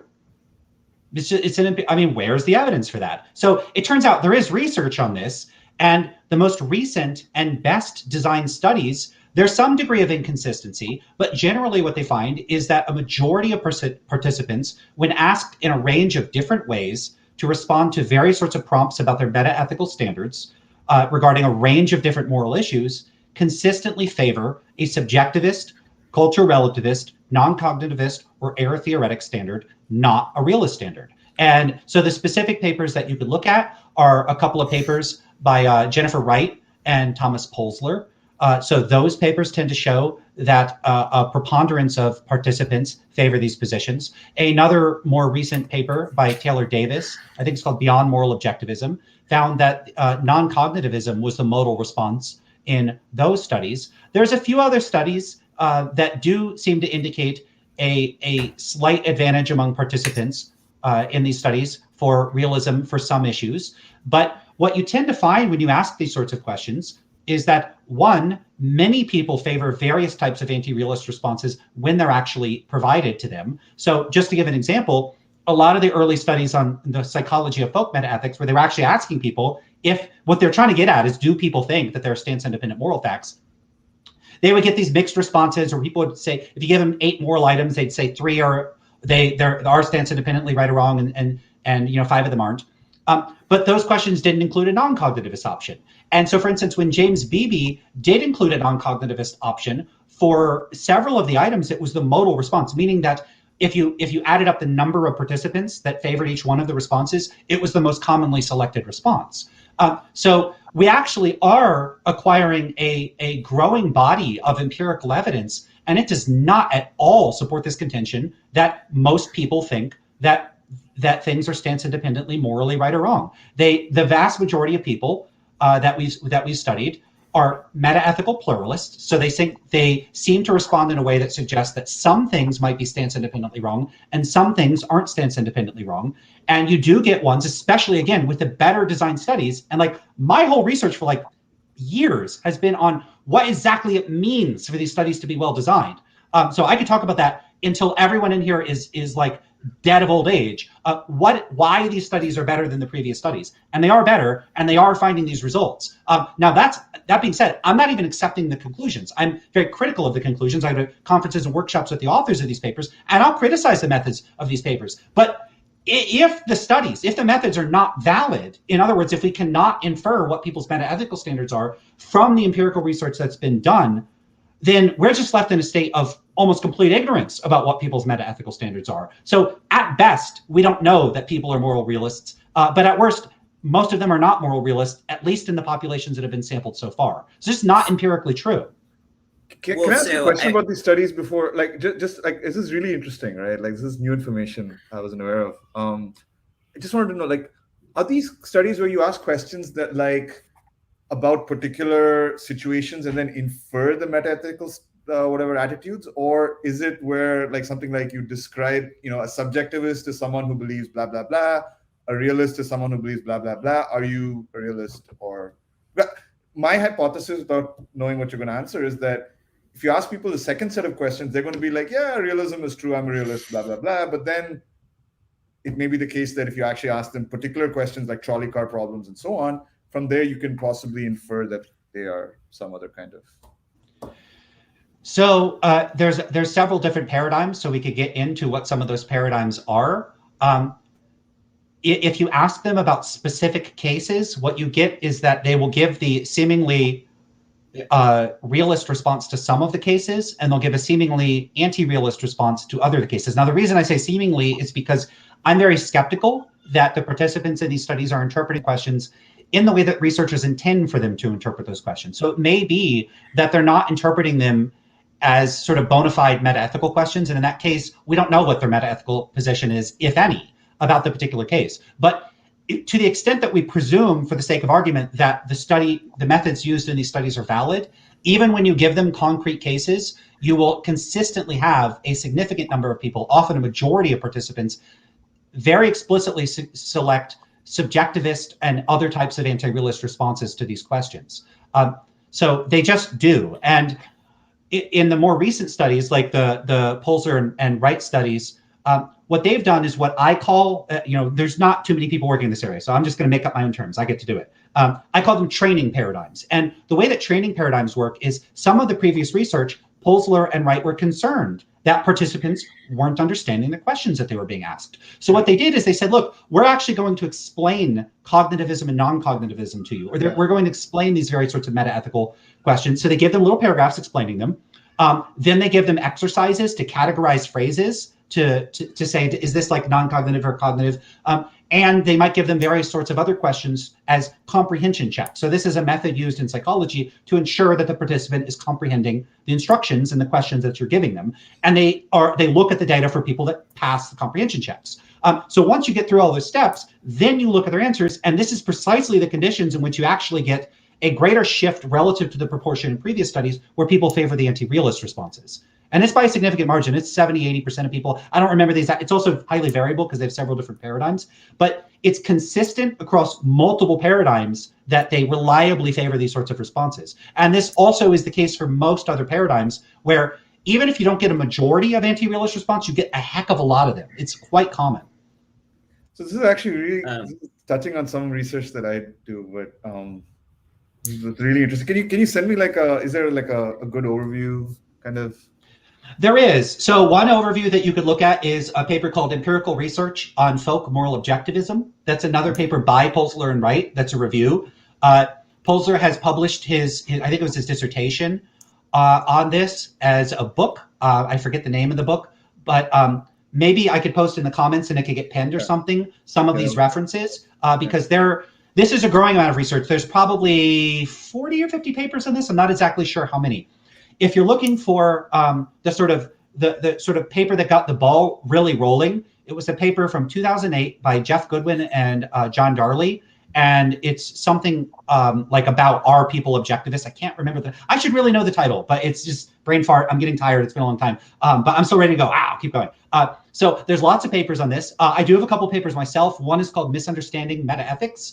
And that's with David Moss and myself. And that's a paper that's exploring the methodological problems of these studies. So don't let me sell these studies as though it's a done deal and we figured out how to measure this stuff. It's very hard to measure people's responses to these questions. Are you aware of the literature? It's like in a completely unrelated field in AI on there's a small group of people working on what they call value alignment, making sure that if we ever build an AI, its values are what ours are, and it seems super relevant because first of all we got to figure out what our values are, right? Like, are we subjectivists and non-cognitivists, and what should we? I am aware of it, and I was actually out at the Future of Humanity Institute some years ago. You'll see me in the acknowledgments of Nick Bostrom's book on superintelligence, which a big part of that is concerned with these sorts of considerations. I didn't do anything important for that, so it's not a big deal. There's people that have much more knowledge and experience of the relevant issues in AI alignment. My knowledge of that is extremely thin and kind of embarrassing. But yeah, I am aware of those issues, and this is one area where I take issue with some of the literature and discussion going on in there, because there are people that are concerned with moral realism as like a legitimate concern when considering how to design AIs, and I don't think it's something that any of us should be concerned with. Well, so suppose, I mean, as you said, that those studies are pretty poorly designed with a lot of them. What you also said during the conversation that we had before was that you thought that for many of those studies, the results that the researchers came to depended depended on what the particular views of the researchers were. So when it was done by realists, they came to realist results, that most people were realists. When it was done by non-cognitivists, they concluded that most people were non-cognitivists, etc. So given that, I think that those studies are sort of fairly, shouldn't tip our credence too much if, as you say, their studies are not super well done and there are a lot of problems with them. They seem to depend a lot on on the views of the researchers. I mean, suppose that the empirical research came in and just showed that, let's say, 80% of people, like there was just a poll result that said, would torturing babies for fun be wrong, even if everyone thought that it was morally okay? And something like 90% of people thought that it was wrong and had a strong intuition. Nice. And had a it's a good had a strong. Yeah, I'm also interested in the AI alignment stuff. I have not read Superintelligence though yet, but I plan on doing so. I've read some of Bostrom's other work. But so suppose it came in that 90% of people had a strong intuition that it is wrong to torture infants for fun. Do you think it would be reasonable to believe that, and particularly for the people who have those very strong intuitions to believe that? It seems like, though, like you mean, I mean, there needs to be clarification, right? It seems like based on what you just said, that's compatible with realism or anti-realism, just the questions that you asked, right? So you should be agnostic if you're deliberating about what that study could show. Right. So, I mean, there'd be a problem with the question. So, like, my main research focuses on the methodological issues and framing questions to people in a way where they'll understand them. Now, a problem with that question is that it does not actually distinguish realist from anti-realist. I could say, if you ask me a question, I try to write it down. Would torturing babies for fun be wrong even if everyone thought it was okay? I would say, yes, it would still be wrong, and I'm an anti-realist. So then you would have to say, well, what do I mean by that? And then I would appeal. I would say it's wrong relative to my standards. So because I'm not endorsing agent relativism. I don't care what other people think is right or wrong. So the question wouldn't necessarily be a good diagnostic tool for distinguishing realists from anti-realists. So I'm not sure if we could use the results of that to make any confident inferences one way or the other. It's really going to depend on how people are interpreting the question. Sure. So then I guess the question were something like, do you think that torturing babies for fun is wrong? That's the first question. Then the second question is, do you think that its wrongness exists wholly independently of anyone's stance, including your own? And maybe we would have to like simplify the question or explain what we mean by terms. But if it came in that just the vast majority of people had strong realist intuitions about that, then would you think it would be reasonable to accept realism? No, I don't. Before I address why, I wanted to say something because you had made this comment earlier, and I think it's a good point to be concerned about the stances of the researchers and whether that biases the research. I don't know if I made that specific remark about the metaethics research, and I'm not sure I could have made that remark because I don't know the metaethical stance of most of the researchers conducting this research. I'm not sure if like, I don't know what Jennifer Wright's stance is. I don't know if she's a realist or an anti-realist. I don't know if Jeff Goodwin or John Darley are realists or anti-realists. So you have the moral relativism scale. I don't know the views of any of those authors on realism or anti-realism. So I wouldn't know whether the results of these studies tend to be biased in favor of the researchers. The other thing I would say about that is that Jeff Goodwin actually interpreted the results of that study in a way that I disagree with the interpretation. And I mean no disrespect to Goodwin, but there are methodological and conceptual reasons why I disagree. But that research has actually been cited by Goodwin and by others as indicating that people generally favor objectivism. So I actually dispute their interpretation of the results. So there's that issue, which is that there's questions about how the research is interpreted. Also, most of the research supports metaethical pluralism, which is neither realist nor anti-realist in character. Except for the more recent research. So the question of bias does not apply to this case. The case that what I was saying that it applies to is the case of free will research, where it happens to turn out that compatibilists tend to find results consistent with compatibilism, and incompatibilists tend to find results consistent with incompatibilism. And that because you have that bias in research there, that gives some reason to suspect that this bias might emerge anywhere. But that's true of any research. It could always be the case that paradigms are biased towards researcher intent, or that they're analyzing data in a biased way, or that they're selectively reporting data and there's a file drawer effect. That's just a general problem for all empirical research. That doesn't apply like distinctively to this case. And in this case, because I don't actually know the metaethical stances of the researchers, at least not most of them, I don't know what to make of that. What I can say is that my primary collaborator is, as far as I know, not even an anti-realist. So like my results are like, it would be weird to say that my results in that case are biased with David Moss because he doesn't agree with me. So like that, it wouldn't work like with respect to the research I do know about, it's not applicable. It would actually not be true. Anyway, that made me lose track of what the original, oh, right. Would I accept it if most people thought that? So, no, I would not. It would be some degree of evidence, but it's kind of it can give a misleading impression to say, would it be evidence of such and such if people believe it? I'm going to tend to say yes to almost any type of thing being evidence. So for instance, I would take it as evidence that aliens are landing on Earth, they're abducting people, and they're doing funny and weird things with them on tables and labs or whatever. merely in virtue of the fact that people believe that that's the case. Same thing with lots of political people around the world and celebrities are actually secretly aliens using illusion cloaking stuff, and you can detect it in YouTube videos. I think the fact that people believe that is some evidence that it's true, and I think the fact that there are flat earthers is some evidence that the Earth is flat.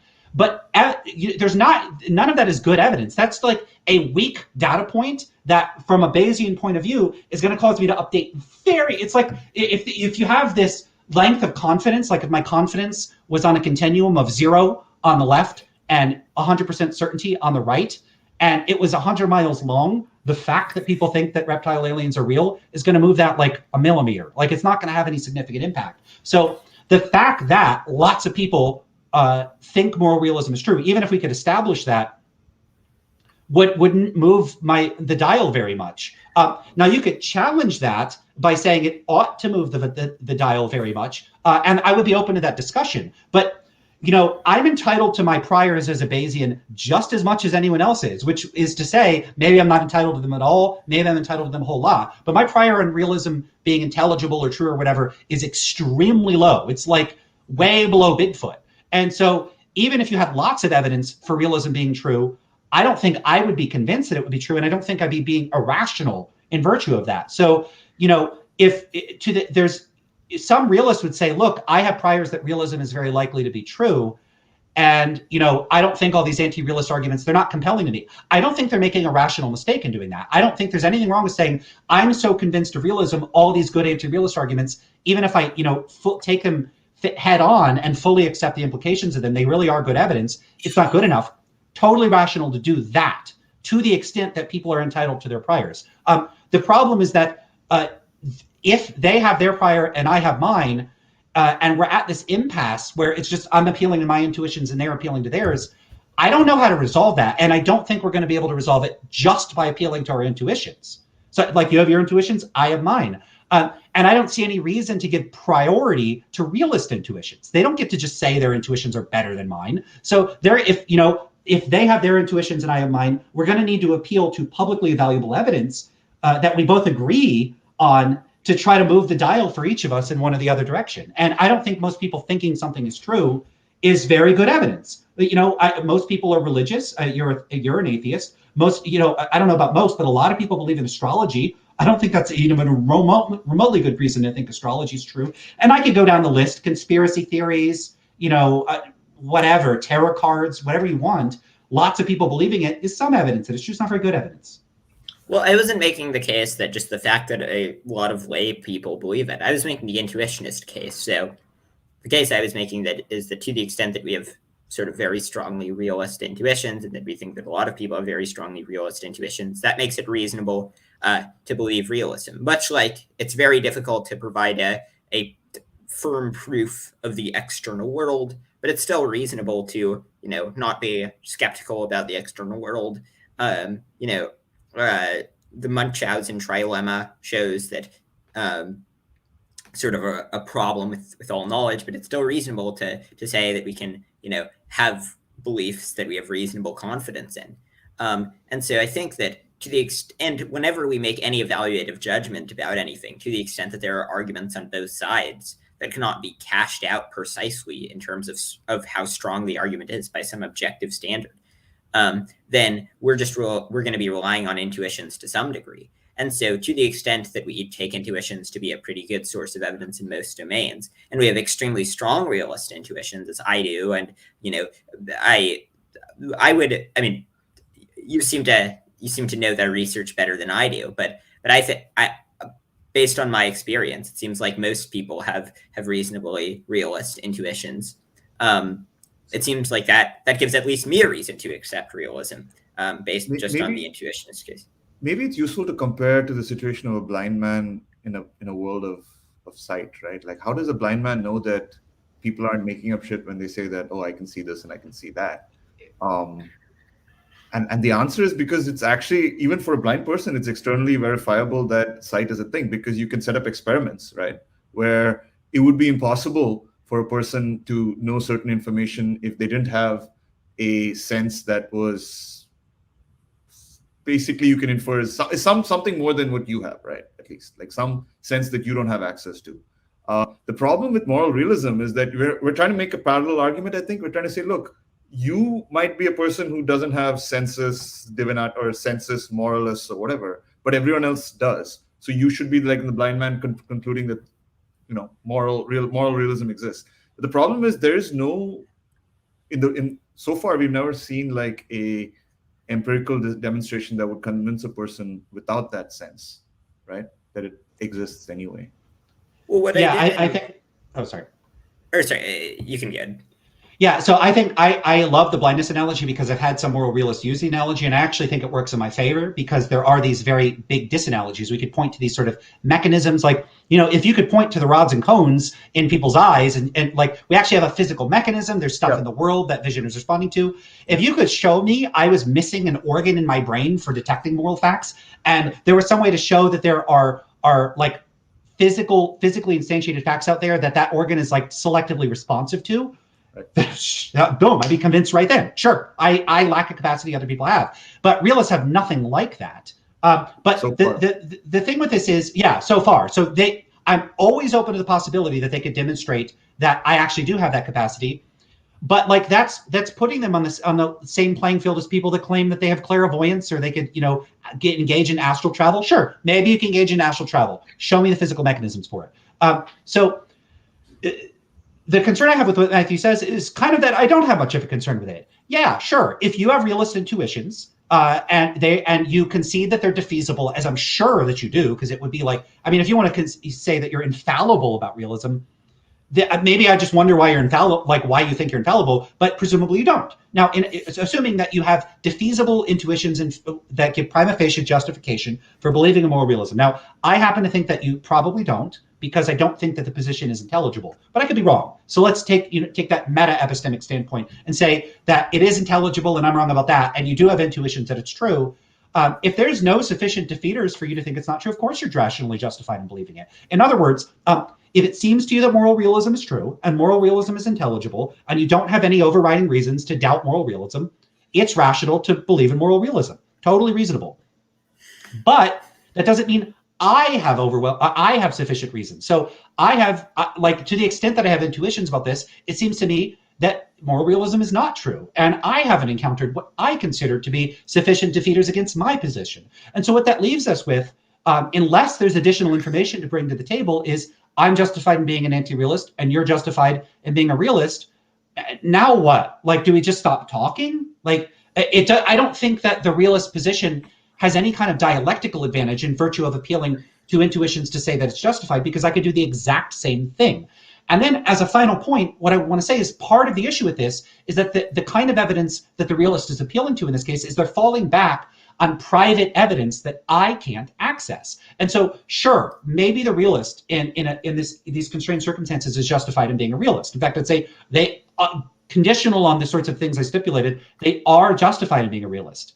But that's also applicable to, like, if we entered a discussion and I came to this discussion and said, well, you know, and the debate was about whether Bigfoot is real or whether the earth is flat. In fact, we'll go with the earth being flat. If I say, look, I actually built a rocket or a camera or whatever, and I launched it up into the sky, and I saw with my own two eyes that the earth is flat. I saw it with my own two eyes.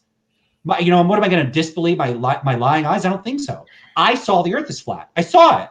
So there must be a conspiracy of people faking photos and all these astronauts and NASA. They're all liars, and it's all baloney. I saw it with my own two eyes. Maybe I did. Maybe I did see it with my own two eyes. In fact, maybe I like overheard astronauts saying, let's fake, the moon landing or something. The problem is you don't have access to that. So however much I could be justified in believing the earth is flat because I saw it, it doesn't mean that, and like if I have a bunch of friends, like if I just get a bunch of friends that are like, yeah, we saw it's flat too. I don't think you would be convinced the earth is flat. You would say, sure, maybe you're justified, but it's not enough for me. And that's the position I'm in as an anti-realist. Maybe you're justified, but you haven't given me good enough reasons. Well, okay, so two things. So, one, for the case of the earth being flat, I think that the person wouldn't be justified, because I think that the rational the probability that people would have a hallucination, or that they would it seems like the only plausible way of this happening is having a hallucination. The probability of people having some hallucination is considerably higher than the probability that the Earth is actually flat and that there's a grand conspiracy involving millions of people and that all the arguments for why the Earth is round end up not holding any water. And so I think that in that case, we have sufficiently overwhelming evidence that the Earth is flat, or sorry, that the Earth is round, that even if you had a memory of observing that the Earth was flat, the rational response would be to conclude that you were hallucinating. But I think that in the moral realism case, I certainly don't think that that we have overwhelming evidence for thinking that moral realism is false. I think that I don't think that the arguments against moral realism end up working particularly well. But second is that I think that in cases like this, where it's just sort of a fundamental philosophical disagreement based on certain people have some intuitions, and other people have differing intuitions. Well, I think one thing is that it's reasonable for people to update on the evidence of the other people's very strong intuitions. So, if it were not for there being a bunch of very smart anti-realists, my credence in realism would be, I think, above 99%. But I update, and currently my credence in realism is about 85%, based on just there being a variety of very smart anti-realists. So I think that that's. Could I ask something about now? I think you could just grant that intuitions are justifiers. I think Lance has been granting that. But I want to press you a little bit on this, just very briefly. Is it that you think that intuitions are justifiers, Matthew? I think that so I agree with Humer on phenomenal conservatism, and that I don't think that an intuition is necessarily enough to justify a position, all things considered. But I think that intuitions provide good evidence for a position.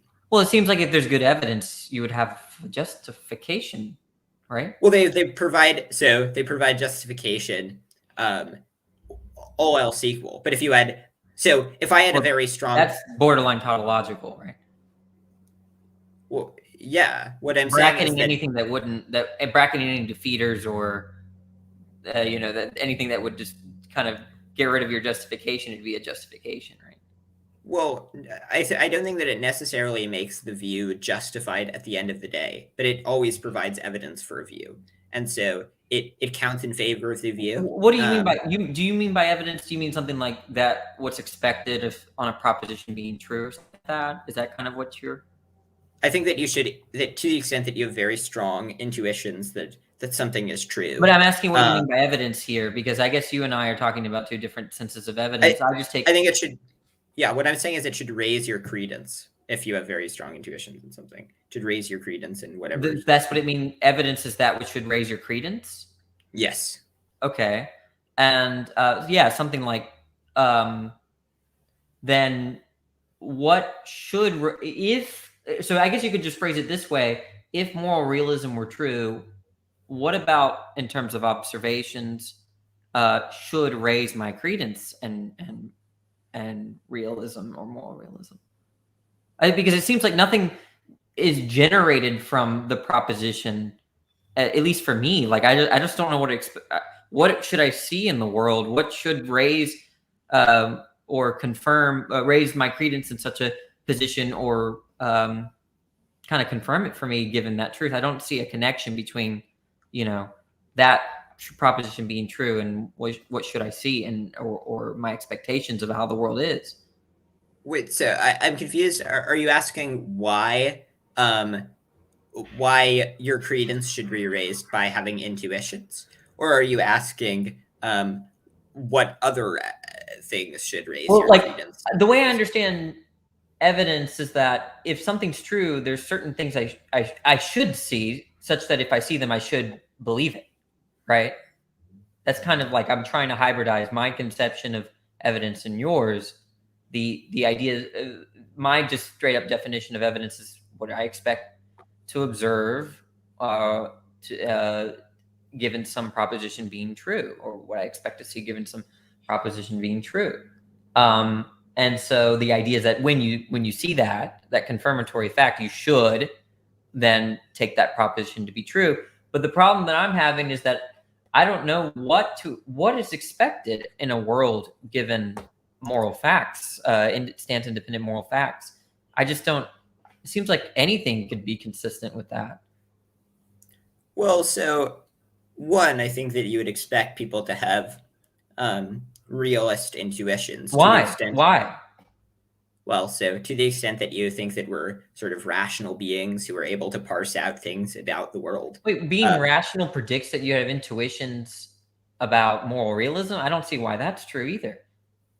Well, so to the extent that we're rational beings who are able to parse things about the world, much like we can have intuitions about the external world, and I think those would be justified, I think we can similarly rely on our intuitions about realism. Yeah, but I don't understand how you're getting to that conclusion. You're saying, given that we're these agents that operate on reasons, maybe beliefs. What I mean by reasons here is commitments, beliefs, intentional states.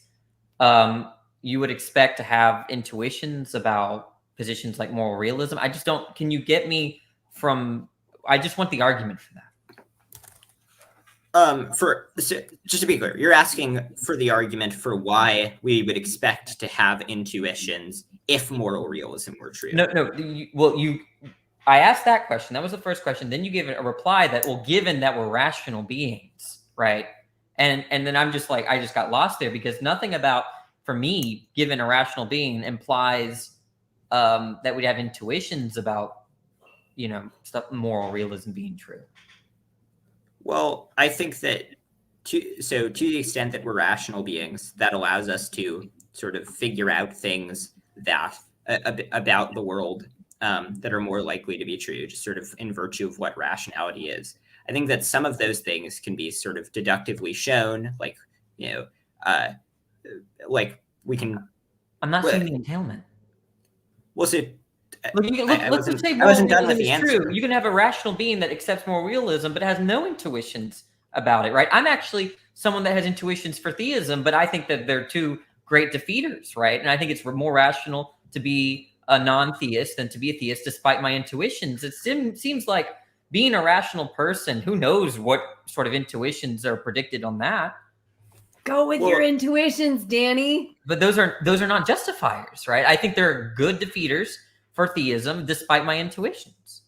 Well, to the extent that you think that there are good defeaters, then, I mean, is your credence in theism not at all changed by having very strongly theist intuitions? Look, I might be very confused about theism. It could or non-theism. That's not the point. All I want to hear from you is connect the dots for me. We're rational beings. We operate on our commitments, our rational commitments. Okay, yeah. Okay. And then I don't know how you go from there to therefore we would expect to have intuitions about true propositions, right? Because if you're talking about that just seems to be an entailment of rationality. Well, then you and I have a different conception of rational. Maybe I'll give you my definition of what for a rational being is that this is a sort of being that is successful with respect to their commitments.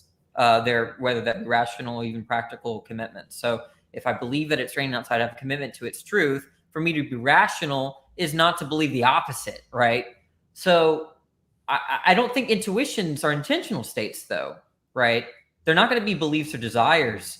So nothing about rationality implies seemings or intuitions, at least by the construal that I just gave you.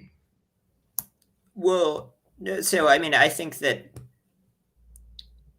So I would disagree with your conception of rationality. I think that rationality. Well, I think that rationality entails being responsive to external normative reasons. But aside from that, I think that rationality is not just about reasons for action. It also entails reasons for belief. That's what I said. I did say that. I said, yeah, whether either rational or practical But like, I would ask you, if someone believed that the Earth is flat, do you think, given their commitment, that they should believe that it's spherical? Is that rational for them to believe, given their commitment to the fact that it's flat?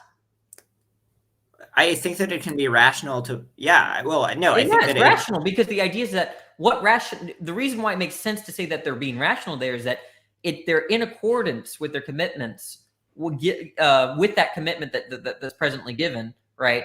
If they are committed to the truth that the Earth is flat, they ought not. It's rational to believe that it's not spherical, right?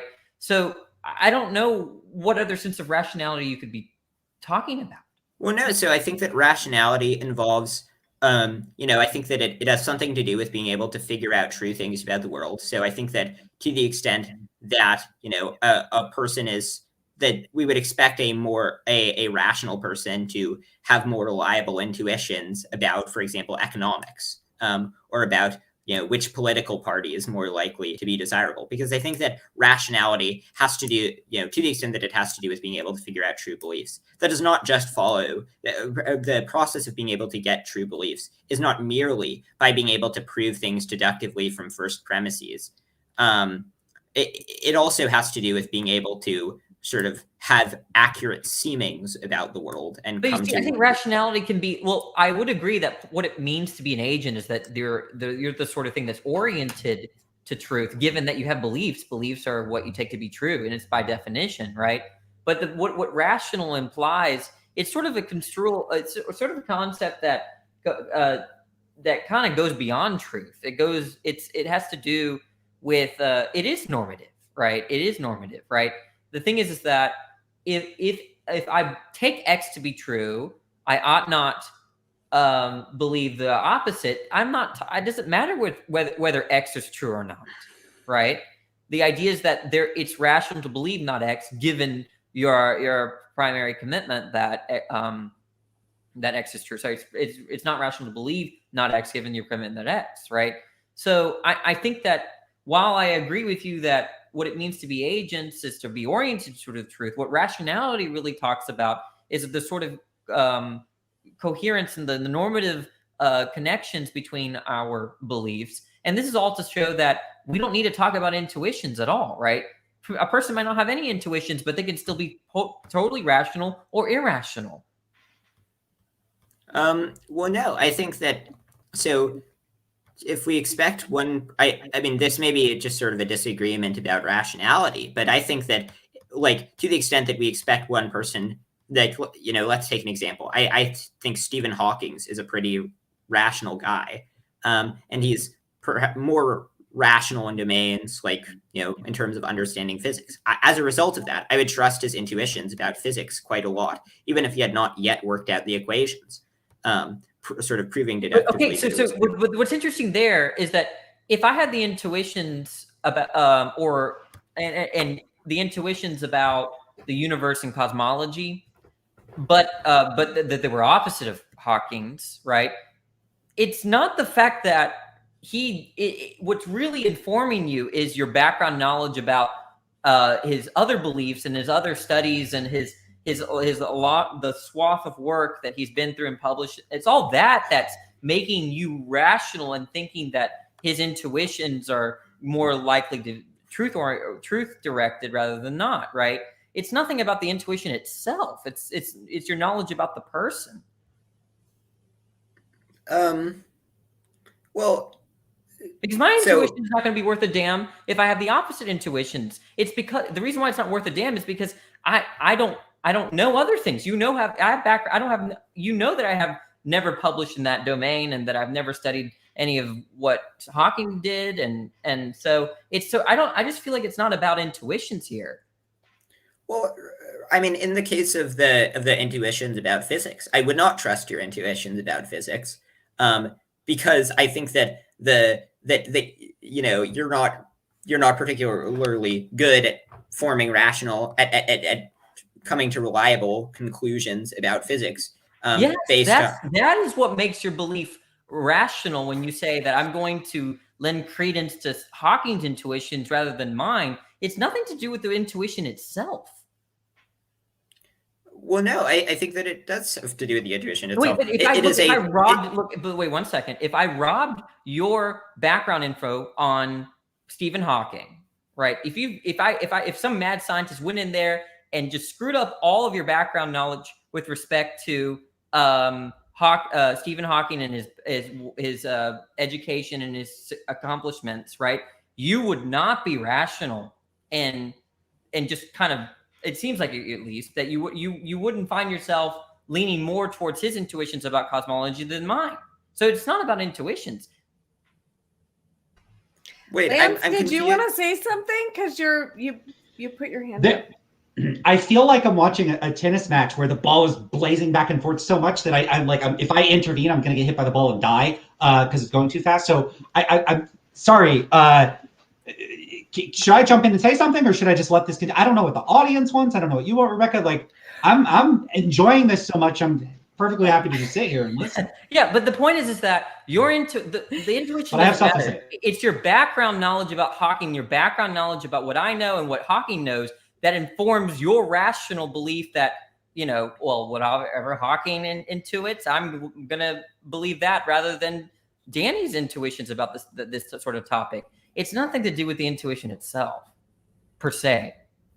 Well, no. So I think that I don't know what you mean by it has nothing to do with the intuition. I think that it has everything to do with the intuition, contingent on who has that intuition. To the extent that's you know what per se means, right? It means in itself. The fact that you just said that its intuitions are who has the intuitions really matters means that, and you said that it's contingent. The fact that it's Hawking's intuitions, right? It matters in terms of where your credence levels should go, right? I'm saying my claim is this: the intuition itself isn't enough for you to be rational and accepting Hawking's intuitions about whatever. Right. The intuition itself. So it's not just the fact that someone has the intuition. It has to do with a lot of background information about yes, who and they if are. I took the background information out, you wouldn't be rational, it seems, to just accept Hawking's intuitions. You should be left. Well, I mean, to some degree that's true. To some degree that's not true. So, to the extent that you, I would perhaps have more deference. I would certainly have more deference to Parfit's intuition when he was 15 than I would to the average 15-year-old, because I think that there are certain elements of reasoning that allow people to have more reliable beliefs about the domain that they study that are not just accessed by studying that domain a lot. I think that some people actually do have better intuitions than others.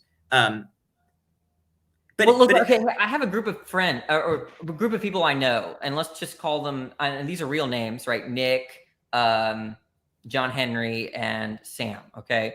They all have intuitions that Molinism is true and Calvinism is false, right? There's a plurality of people. Do you think that it'd be rational to accept their intuitions or just remain agnostic? I mean, I think that.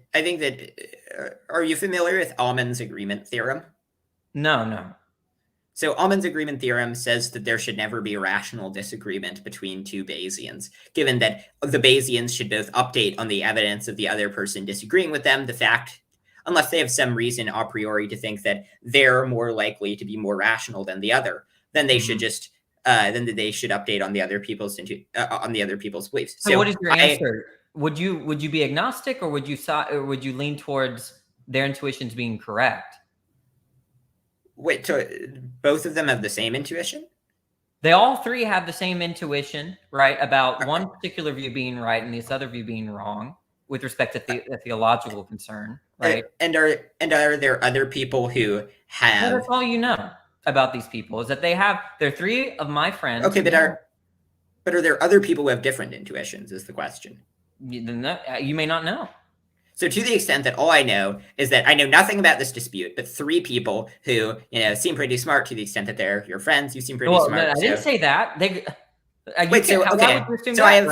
So I would very slightly increase. I might think they're idiots. So do they know anything about the issue? Look, the fact is that you're fishing for something that rationalizes your belief. The intuitions are not doing anything for you. Well, no, it has. So my view is not that we should automatically accept the intuitions of random people. My view is that how much we should accept people's intuition has a lot to do with how justified we would expect their intuition to be. Right, So and that to the was you see, you were contesting, right? That remember the other point that I said is that intuitions don't matter per se in themselves, right? And you were saying that, well, look, Hawking, intuitions do matter, right? With respect to Hawking has these intuitions. It's rational for to believe that. I'm saying, well, it's not that because it's merely because Hawking has these intuitions that you find yourself thinking that it's reasonable to accept them. It's the fact that you have this huge background information on the kind of scholar that Hawking is that makes it reasonable. It's nothing to do with intuitions themselves. Sure. I mean, I think that you know, if it were just like I would place less stock. I mean, I'm not sure what you're getting at. I'm saying that I think it's reasonable for me to my way back in my original question. I asked, what should we expect if moral realism were to be true, right? You said, well, we would expect certain intuitions to lean towards that way. And then I asked for the argument for that. Then you appealed to rational persons, okay? And then I don't know how we got from rational persons to what we were just discussing. The point is that I didn't really quite understand how you got from rational people have intuitions leaning towards the sorts of commitments that they have. I just don't see why I would accept that a priori. And you're saying, I think that trusting our intuitions is both justified and sort of rationally inescapable. So I'll give you a sort of, I think another example. You know, the proposition that mathematics continues to exist outside of the universe. We have no way of testing that, right? We have not been to other universes and tested if adding one thing to another thing, we would get two things in those other universes. But it seems like rationality allows us to say that that is true. And I feel as confident, at least, you know, my starting intuition is as confident in moral realism, based on it. It just seems like a sort of self-evident. I want to know the argument. I didn't really understand the argument. Maybe you could go over it again for me. A rational person, that somehow entails that they have intuitions leaning towards what they take to be true. Okay, I just don't know why I should accept that. Well. So is it analytic? You're saying, is it analytic in terms of, is it true by definition that if you're a rational person that you have intuitions leaning towards the sort of beliefs or what they're committed to or what they take to be true? Is that analytic? I think it would depend on what we mean by a rational person. I think that to be 100, whatever your conception is it analytic? So I think that it to be fully rational, it would be an analytic truth. Or, well, I guess a synthetic truth probably, but well, then it's not necessary. Guys, can we let Lance jump in here for a little bit? Yeah, you guys have been going for a while. I am enjoying it. I do have some comments. I had to start taking notes so I wouldn't forget because it was like it feels like 30 minutes ago. But this is amazing. Sorry. I'm having so much fun. This is awesome. No. I don't want anyone to be sorry. I think this is awesome. I think people in the chat are loving this. I just feel like I'm here to talk and I got stuff to say, and it's specifically stuff that's like a response to things that you said. Where I'm at right now is I just think that it's not a necessary truth. It's not a priori that rational people have intuitions at all, right? It seems like rational people could have intuitions against their commitments and still hold to their commitments. I don't see any contradiction in that. I gave myself as a counterexample. I find design arguments very intuitive, but I think they're pretty, I nonetheless am committed to the fact that they don't work. So that's where I am, Lance, if you want to take over. I don't even have specific stuff about that. I just wanted to return to the conversation we had before you jumped in, which is totally fine. I like that conversation. But I think Matthew should definitely get a chance to say something to that before I jump in. Okay. So. Yeah. So my closing statement on this would be that I think that there are certain things that we're justified in believing that we're just sort of aware of, even though we cannot deductively prove. So I think that, there would be no, if a person very steadfastly held to the view that, mathematics only exists in this universe, or only existed in this galaxy, there would be no way to prove that they were wrong. Because we can only demonstrate that mathematics works in this universe. But it seems like, rationality just allows us to know sort of a priori that that mathematics and logic would continue to work outside the solar system. And so I think that there can be certain things that we can be justified in believing on the basis of sort of our intuitions, even if we cannot sort of prove them from first principles, that we can be justified in believing them. And I think that moral realism, at least for me, based on my understanding of it, is one of those things that I'm extremely confident in. And it seems as obvious to me as the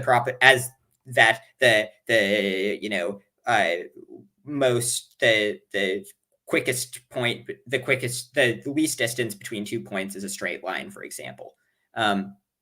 That just seems to be a thing that we can know through rationality. So that would be my. I'm gonna give it to Lance because he's got to go soon, and then my wife has got me lunch or something, so I gotta go. But I'll be listening. Okay. Thanks, Danny. That was great. So it's just I felt like we had a few minutes left, and it would be weird if the conversation just ended and I just never said anything again. Okay, cool. So hopefully we can pick this up again, like all three of us, or even just the two of you, and I get to sit back and listen. Okay, so a few things. One is that way back in the day, like previous century, I brought up this example of someone flying up into the sky or launching a rocket with the camera and seeing that the Earth is flat. And I said that person might be justified in believing that, even if there was all this evidence, they might now be in a position to know that the Earth really is flat, or maybe not to know the Earth is flat, but to be justified in believing that the Earth is flat, given what information is available to them. Now, I totally agree that if the only thing that they have access to is like, and keep in mind, they wouldn't even have access to the fact that they experienced that. They would have access to the memory that they experienced that. If they're talking about it now and they flew up in the sky and saw that the Earth was flat yesterday, all they've got is memory. So what's more likely, that they had some kind of hallucination or that the Earth really is flat? Well, of course, it's more likely that they had a hallucination.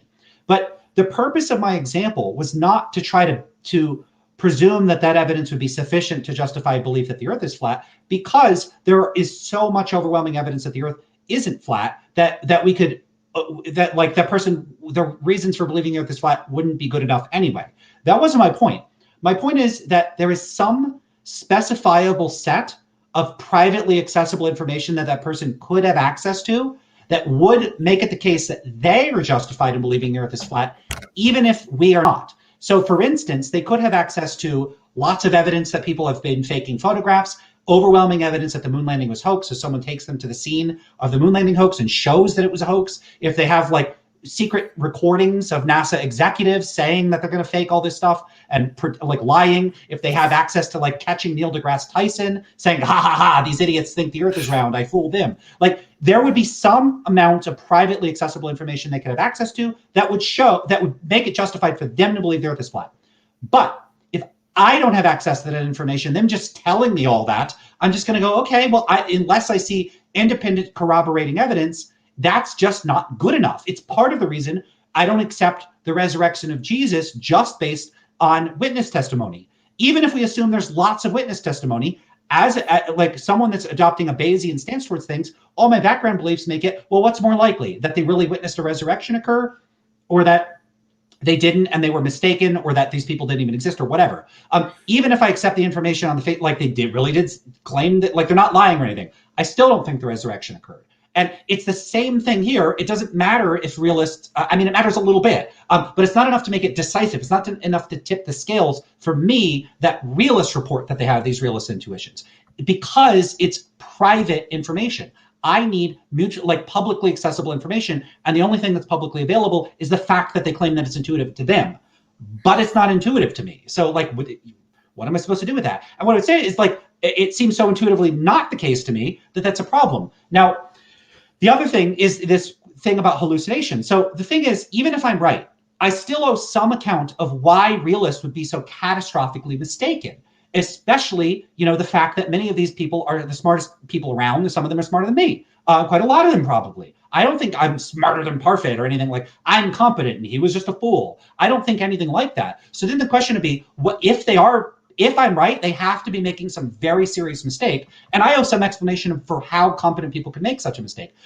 I don't know what that account exactly is going to look like, but I think that there are resources available on the table. And the first thing I would say is that if we can explain everything there is to say, everything there is to explain, all our observations about the fact that people make moral judgments, the fact that people speak in moral terms, the fact that there's all this moral talk going on, without having to appeal to extra primitive concepts, or extra properties.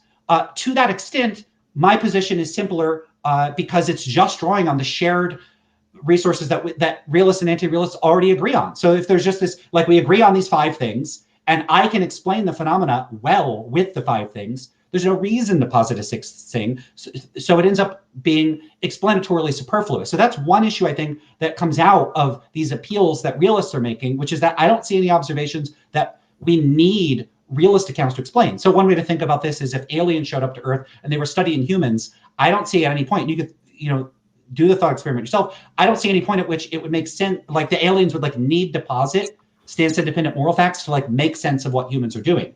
Now, anyway, the reason I brought up hallucinations is because one of the explanations I would give is that, we already are aware that humans are subject to pareidolia, so that, people see patterns in the clouds and, they see Jesus on toast. So people have these pattern making capacities that are already psychologically part of the way that they think. And the evidence for that is totally overwhelming. It's not controversial that people have this capacity.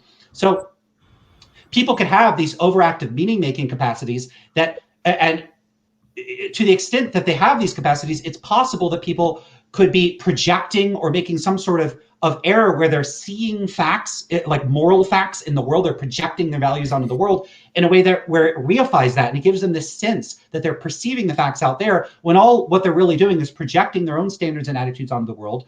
That's being reflected back to them, and it's seeming like it's coming from the outside. So I actually think hallucination hypotheses are plausible in accounting for why people would be mistakenly predisposed to be realists. And I think that once we give that psychological account of why moral realists are, and I mean no insult by this, literally delusional, they're hallucinating. I think that account, to the extent that it does explain why they have their intuitions, if that allows us to not have to posit the moral facts, and if it can account for the data, it's a better explanation. It's simpler. Some people are hallucinating or incorrect. In the same way, the explanation that aliens aren't actually abducting people and are really good at covering their tracks so that there's no external evidence of it, that's a better explanation than that really aliens are just very good at covering their tracks and they're actually running around abducting people. The final thing I wanted to do is if I could very quickly share my screen. Am I able to do that? Share screen. Yeah, you should be able to. Do you see the option to share? Yes, I do. Okay. So I just wanted to show people so that people get a sense. Can you see the screen now? Is everybody able to see it? Okay, yes. So I wanted the audience especially to get a sense of what the data looks like when you visualize it from the Posler and Wright paper that I've been referring to. And so what you can see here, they used a metric where it wasn't 100% perfect consistency, but they used this sort of standard of what would count as a consistent set of judgments across all the different moral cases that people dealt with. And what you'll see here is that you have a much higher proportion of participants in their studies that consistently favored anti-realist responses than consistently realist responses, with an intermediate proportion favoring inconsistent responses across these cases. And this held true both for asking about morality in the abstract and for asking about morality in concrete and individual cases. And so what you could see here is that the claim that most people are realists or most people have realist intuitions, well, that might be true because, this is just a sample, I believe, on US participants, and it might not be representative of people around the world. Maybe people in the US or the people in the study are unusually anti-realist in the way that they are. And given what we know about how people from Western culture are psychologically unrepresentative of people around the world, that could be true. But if this is at least some initial evidence that there are significant populations where the majority of the people tend to have anti-realist intuitions. If I go, actually, I already set these up. You can look here at the proportion of people that favored various sorts of anti-realist responses across the concrete cases. And what you can see is that very few people favored either theistic realism or secular realism, and that in the vast majority of cases, any one of the various anti-realist responses was more common than all of the realist responses combined. And then there's 4 different anti-realist responses there. So the anti-realists didn't just win out in terms of how well they describe the way ordinary people think. They won out by a substantial margin in this study. And then finally, you could look at this in the abstract cases. And once again, you actually see that there are more people that endorse just cultural relativism alone across several different paradigms, or individual subjectivism, the last one on disagreement, than they do realism. And so what you see here is that there's at least some empirical evidence. And I could point to a couple studies which show a preponderance of people that tend to favor the realist responses. So there's a recent paper by, I can't even pronounce it. I'm not going to get into it, but there are some papers that have a higher proportion of realist respondents. But what you don't get is like 98%, 90%, 100%. So this idea that realists have had for decades that they've got how ordinary people think, and I'm the weird one, just not true. There's no evidence that it's true. Sorry, I shouldn't say there's no evidence. There's no the preponderance of evidence does not favor that conclusion. And so to the extent that we're making claims about what people's intuitions are, the case for that realism characterizes ordinary moral judgment and ordinary moral language, I don't think that the case is very good at all. And that's the final point I wanted to make. So I noticed your hesitancy at saying no evidence. I'd be curious I know that you're in EA and rationalism circles. I'd be curious, does that have to do with the recent Scott Alexander article about why the phrase no evidence is bad? No, I think that that's an outgrowth of similar sort of considerations. I just try to avoid no evidence because I'm a Bayesian and there's evidence for pretty much everything. Yeah. Okay. I was just curious. So, well, it also would have been a convenient jumping off point for a point that I was about to make. But so there was another Scott Alexander article where he argued for something, I don't remember what it was called, but like something like Aumann's supermajority agreement theorem, which is basically that there should never be, so rational Bayesians can disagree perhaps, but they should never each be more than 99% confident that the other one is wrong. So just based on the fact that we do not have the ability to know the contents of other people's brains, it could be that there are considerations that they have access to that if we had access to, it would be enough to tip us over. We should just, to the extent that there are, a lot of smart people who are rational and update on the evidence, et cetera, on the other side, it's unreasonable to be more than 99.9% confident in any of our beliefs. So, or of any of our beliefs of those types. So I'd be curious, Lance, like, would you say that you're more than 99.9% confident about anti-realism? Because I wouldn't say that I'm that confident about realism. I would say that my sort of pre-reflective intuitions would be that high level of confidence. But I sort of update sufficiently on other people believing different things, and people who I respect, and many people who are much smarter than me, who have diametrically opposed beliefs. I update on them having precisely the opposite beliefs to lower my credence to only about 85%. So I'd be curious, would you do a similar thing? Would your credence be above, let's say, 99.9%? So I would say that, yeah, it's probably higher than 99.9%. We would also have to get into the specifics of like what's being said. I mean, one thing is I don't think moral realists are being rational about this, at least according to my conception of rationality. I think that they're subject to some type of serious conceptual error that I don't know exactly what the etiology of it. Like, I don't know why they're making the error. But to the extent that I think that it's much more likely that I could give a psychological explanation for widespread error, I don't know that they constitute any significant majority of people whose positions on the matter I think are substantive. And part of that is that I'm not at all persuaded by what I consider to be intellectual sleight of hand or a cop-out that they just will say my concepts are primitive. I can't explain them. I have a very big problem with that. I don't think that that's at all a compelling move. And at the very least, one thing I might have to say is that maybe I wouldn't say that I'm 99.9% sure. Maybe what I would have to say is that I consider the probability of realism undefined or undefinable because I think it's incoherent. So I don't know how to assess the probability of something if I don't understand what it is. So like, what's the probability of, yabba dabba do? I don't know. And if I don't have enough buy-in to what a person's even claiming, I don't have anything to grip onto to offer my prior about it. I don't know. So if someone says, what do you think? Do you have more than a 99.9% probability that yabba dabba do is wrong? I would say, no, I don't know what yabba dabba do means. So to the extent that like external reasons or stance independent facts sound to me like yabba dabba do, I don't know what to do with them. I don't know how to assign a prior to that. I just have to say it's undefined. So when we talk when we're talking about like priors and like actually using numbers like 99.99, I mean these have to be metaphorical, right? Like surely we can't actually apply Bayes' theorem. There's no measure on the space of metaethical theories. It's not a probability space, it's not well founded. I mean, you can't actually apply it technically, right? Like you're talking about a metaphor that says that when there's new evidence, your subjective probability is lower than before, but not in any quantifiable way, right? No, it's not a metaphor. So it is actually that if I were placing bets, so I think that it's somewhat complicated because I think that a world where anti-realism is true has zero expected value. So the value of winning the bet if anti-realism were true would be lower.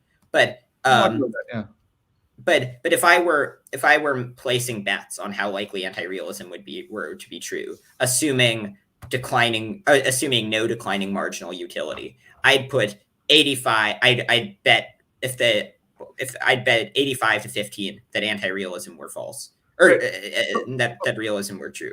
So I guess I'm not saying that subjective probabilities can't be defined and grounded by, belief functions like that, right? Like, but I guess what I'm saying is that can we even like say what it means? Like, okay, for Bayes' theorem, it needs more than that. It needs like a likelihood function, right? That says that the probability of X being true conditioned on Y is equal to some number. I mean, how do you even get that from when your Y is with prior probabilities? It's not conditioned on Y. It's before you update on the evidence. It's what your probability is. And so there are a series of arguments that are somewhat complicated, and we could go into, I suppose, called Dutch book arguments, but which show that, right? So wait, before we go into Dutch arguments, guys, I have another meeting I have to go to. But do you guys want to wrap it up, or do you want to keep talking? Because I could let you stay on and talk if you want to for a little bit, but I have to like do something else on my computer with internet. So I think we should let you go and not have to worry about this anymore. Yeah, I think so. Well, it's been like a wonderful talk. So thank you guys so much. You guys can make a final point if you want. So I'd be interested in making a final point. So I don't have time to explain what Dutch book arguments are, but for those who are interested, you can Google them. And they're pretty interesting. And I think that they show that we have to have sort of precise credences and exactly how likely this thing is. So Lance said, like, well, I don't know what my credence would be in yabba dabba do. Well, my credence that yabba dabba do is true would be close to zero, because I don't think that yabba dabba do is coherent. But I mean, I think that there are certain cases where I don't even understand what's being talked about. But I think it's reasonable to not wholly suspend judgment. So, for example, in terms of no free will versus compatibilism, I literally just don't understand the difference between those two views. It just seems to me that, like, I don't even understand what it means to say that things are predetermined, but we have no free will. But I think that it would be I would still be willing to assign credences to compatibilism versus no free will, because the fact that I don't understand things is an epistemic question that relates to my uncertainty, and the whole reason we assign credences is because we are uncertain about things.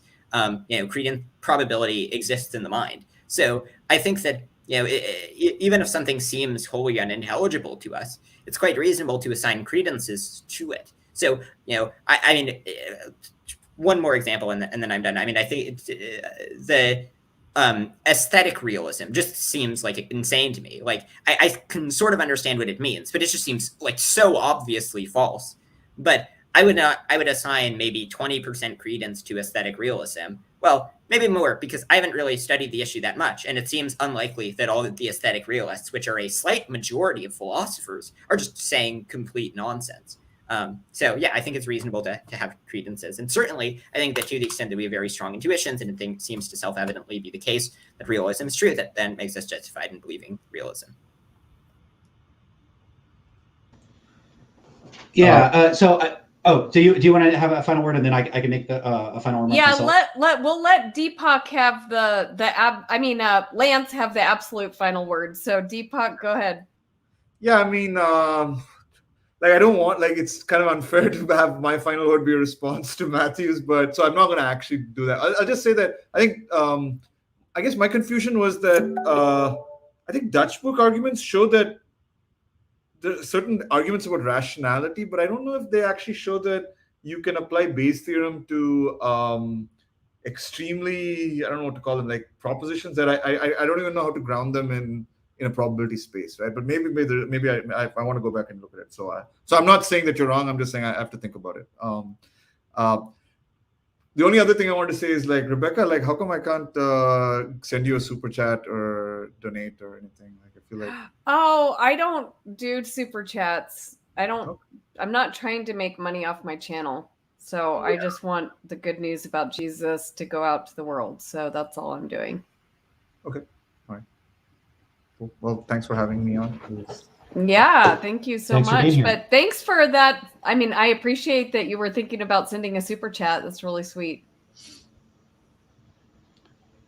Okay, so I guess I'll make a couple closing remarks. I don't want to open up any new paths of debate or respond to anything directly in the final discussion. I would just say I think that the discussion, there's like a really interesting meta discussion to have about rationality and belief formation and how we should handle being Bayesian about things that's far beyond the scope of what could be captured in 30 seconds, much less like 5 hours on here. And that would be a great discussion to have at some point. I think we should be having that discussion.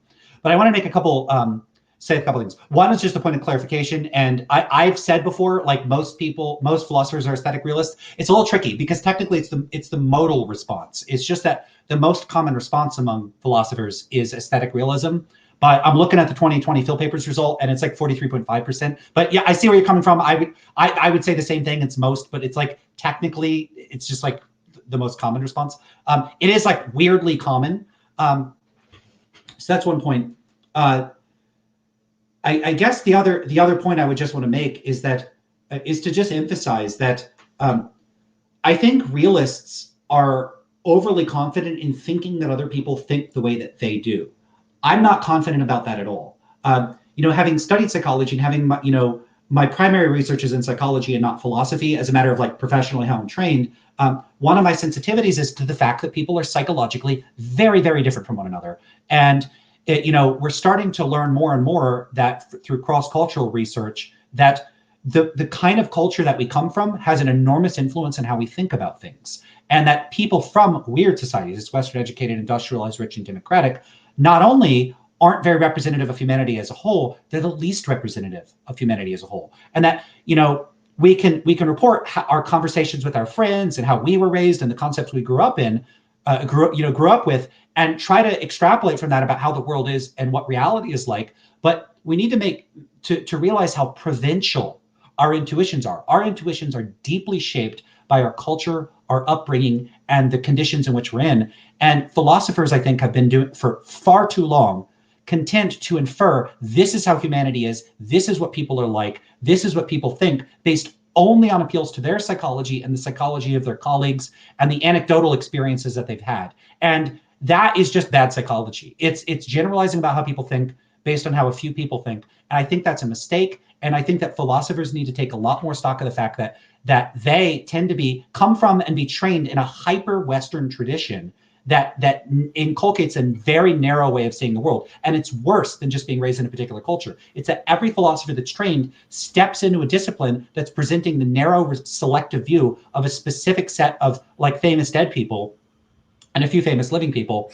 And that view is going to shape their thinking in a way where if they were exposed to in other words, the way that they think happens to be contingent on particular causal factors, that if they were different, their beliefs and their philosophical commitments would be different, and they would be just as confident about them. And I think that that's a massive epistemic problem for philosophy as a discipline. That's not as much of a problem for like engineering or cooking or something like that. So that's a whole other discussion.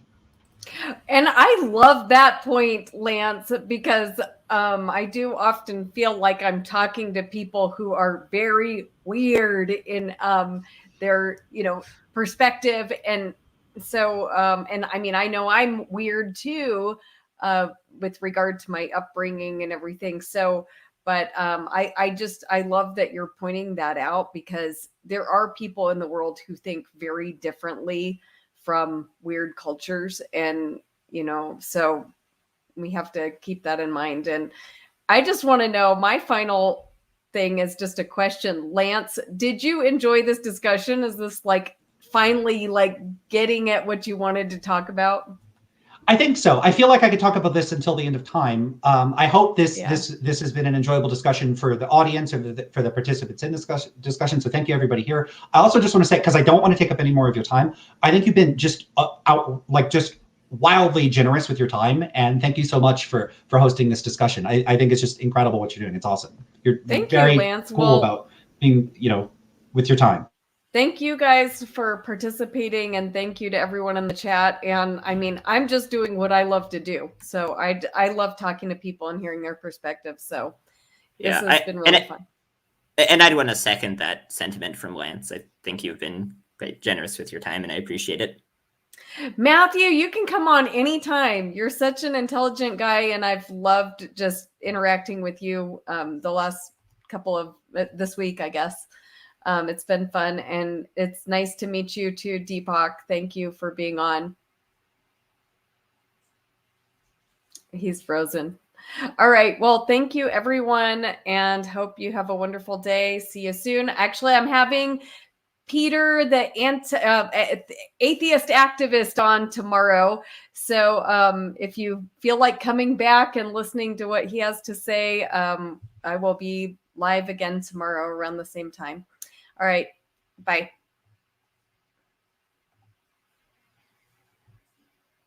Okay. Everyone left me. I thought I ended the broadcast.